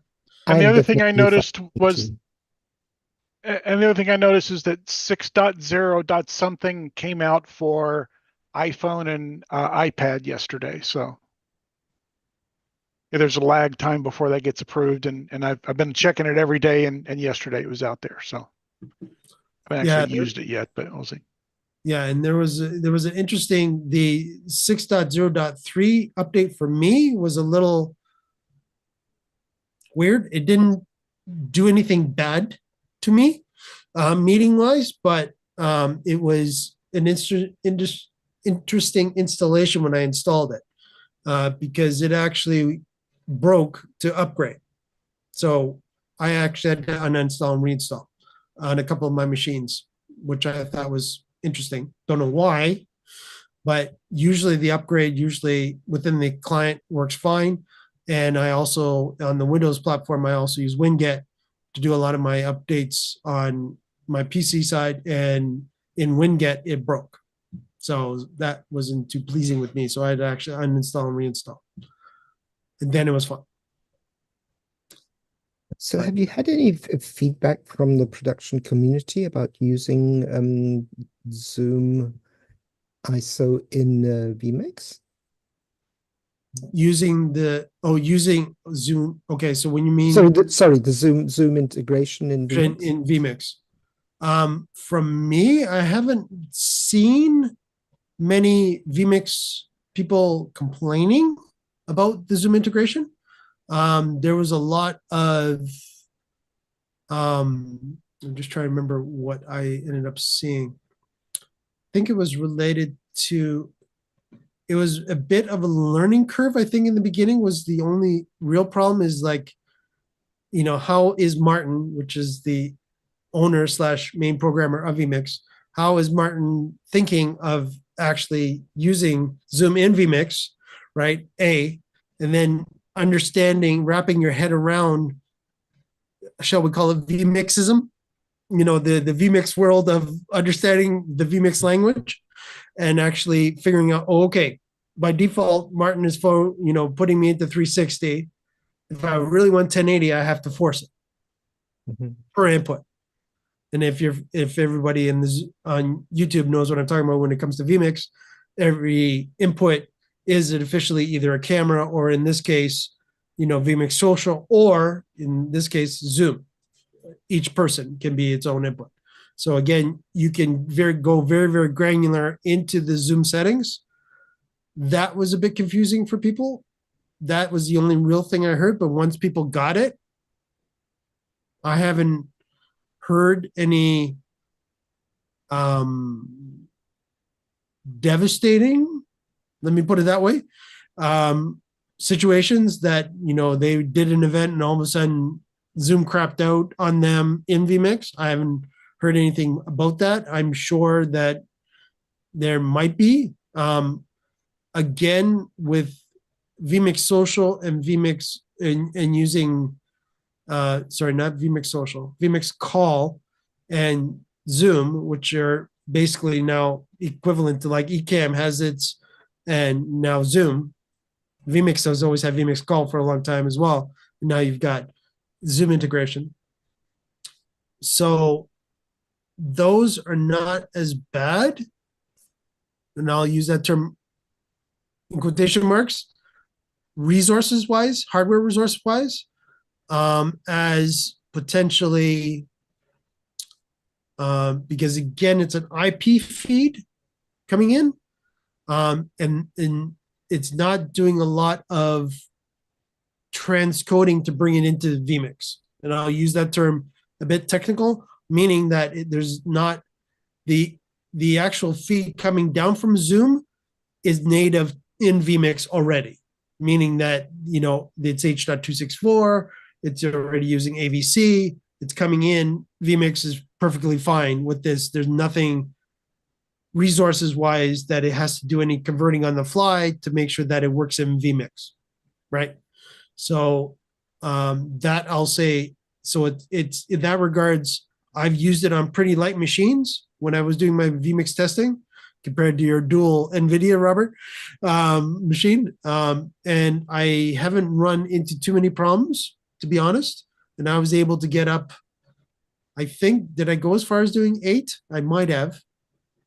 I do remember 6 remote people. Again, I was testing, not real life, so testing. And I was running it on a beta, and it was fairly rock solid for me. I was watching my CPU and GPU, and again, the machines I were doing it on, I purposely made sure it wasn't an NVIDIA machine. So I was perfectly fine on just using a integrated GPU, just doing the Zoom stuff. But again, I wasn't doing anything exciting where I wasn't bringing in, you know, stingers or any other, high-end production sports related type where you would see, of all kinds of graphics and such going in. There wasn't anything like that. But again, for corporate based where I had a background and I brought all the inputs in and I was up there with all the different inputs, I could have mocked it easily to be a baby gallery, sort of tiles-ish, but not as pretty. I ended up using virtual set just quickly. vMix has built-in virtual set, so I just threw up a virtual set. And again, if you already know how to use the virtual sets, it basically was the easiest for me because I could just bring in whatever inputs into the virtual set and boom, it was up there.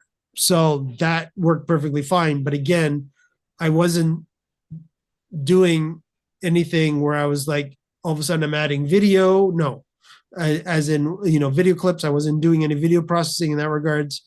It was strictly, I'm taking a Zoom meeting, breaking it out into a vMix virtual set.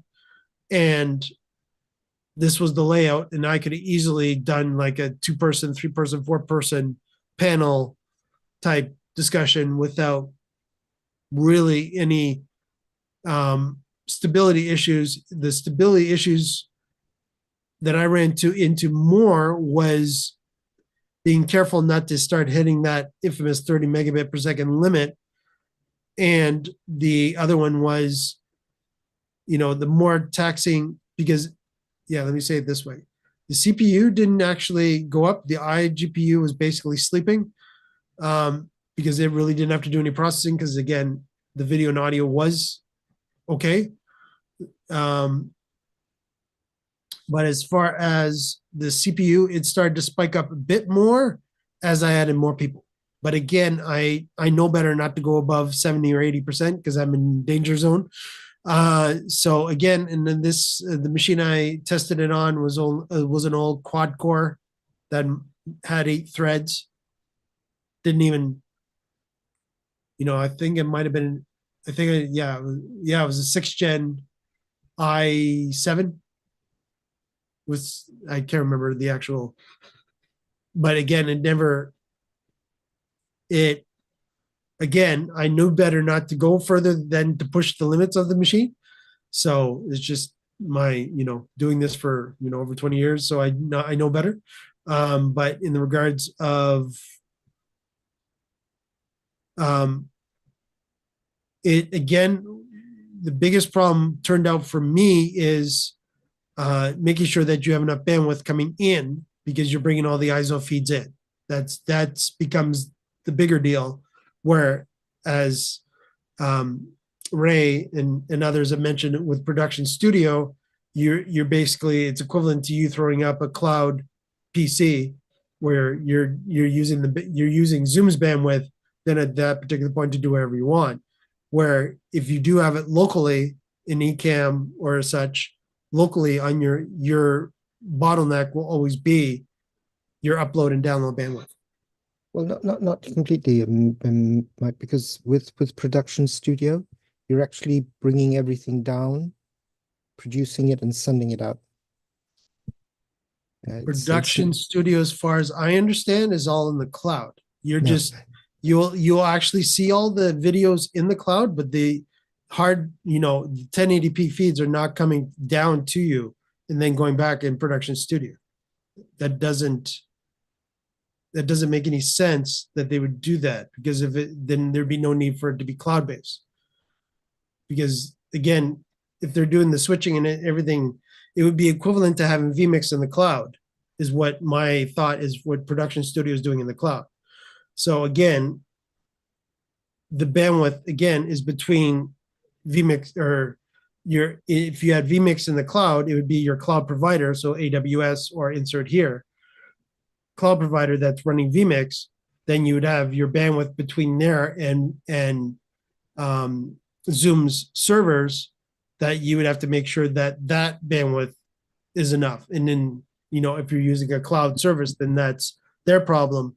But if you're using a local service, or if you're doing it locally on your local PC, your bottleneck will always be, how much megabit, gigabit, et cetera, you actually have, where a lot of the cloud companies that it doesn't even make them sneeze differently for you to be using 20, 30 megabit per second. That's nothing for them on their network. I may be wrong, but that's been my understanding, and because we've also, anyway, let's not get into this in too much, but that was my understanding. But I'm glad to hear that with vMix, that if you're just running a straight Zoom meeting and bringing in the feeds, and you don't have all of the overheads of NDI feeds coming in, then vMix is coping well with that. That's Right. good news. Right, because again, with NDI, of course, as you know, it's converting, right? So it's bringing the feed in. Now it's NDI. I have to make it happy for vMix, so that horsepower itself is gone, right? So, and again, also too, you're bringing in the raw feed from Zoom the way Zoom is sending it out. So it's always going to be in sync from Zoom into your PC, where there is the potential that NDI might fall down on you for free, because unfortunately the technology still can do that, depending on your local network too. But yeah, Mike, it's good speaking to you, but it's past midnight here and I am going to hit the sack. So you got it, Robert. Thanks for spending time, and I will say goodbye to everybody on YouTube as well. So I might as well do that too. And let me just cut over and say goodbye, everybody, and then I'll just pin myself, and then I will stop yeah, there we go. Until next week, everybody, 3 p.m. Eastern, Zoom Test Kitchen. Thanks for hanging out. And I will stop the custom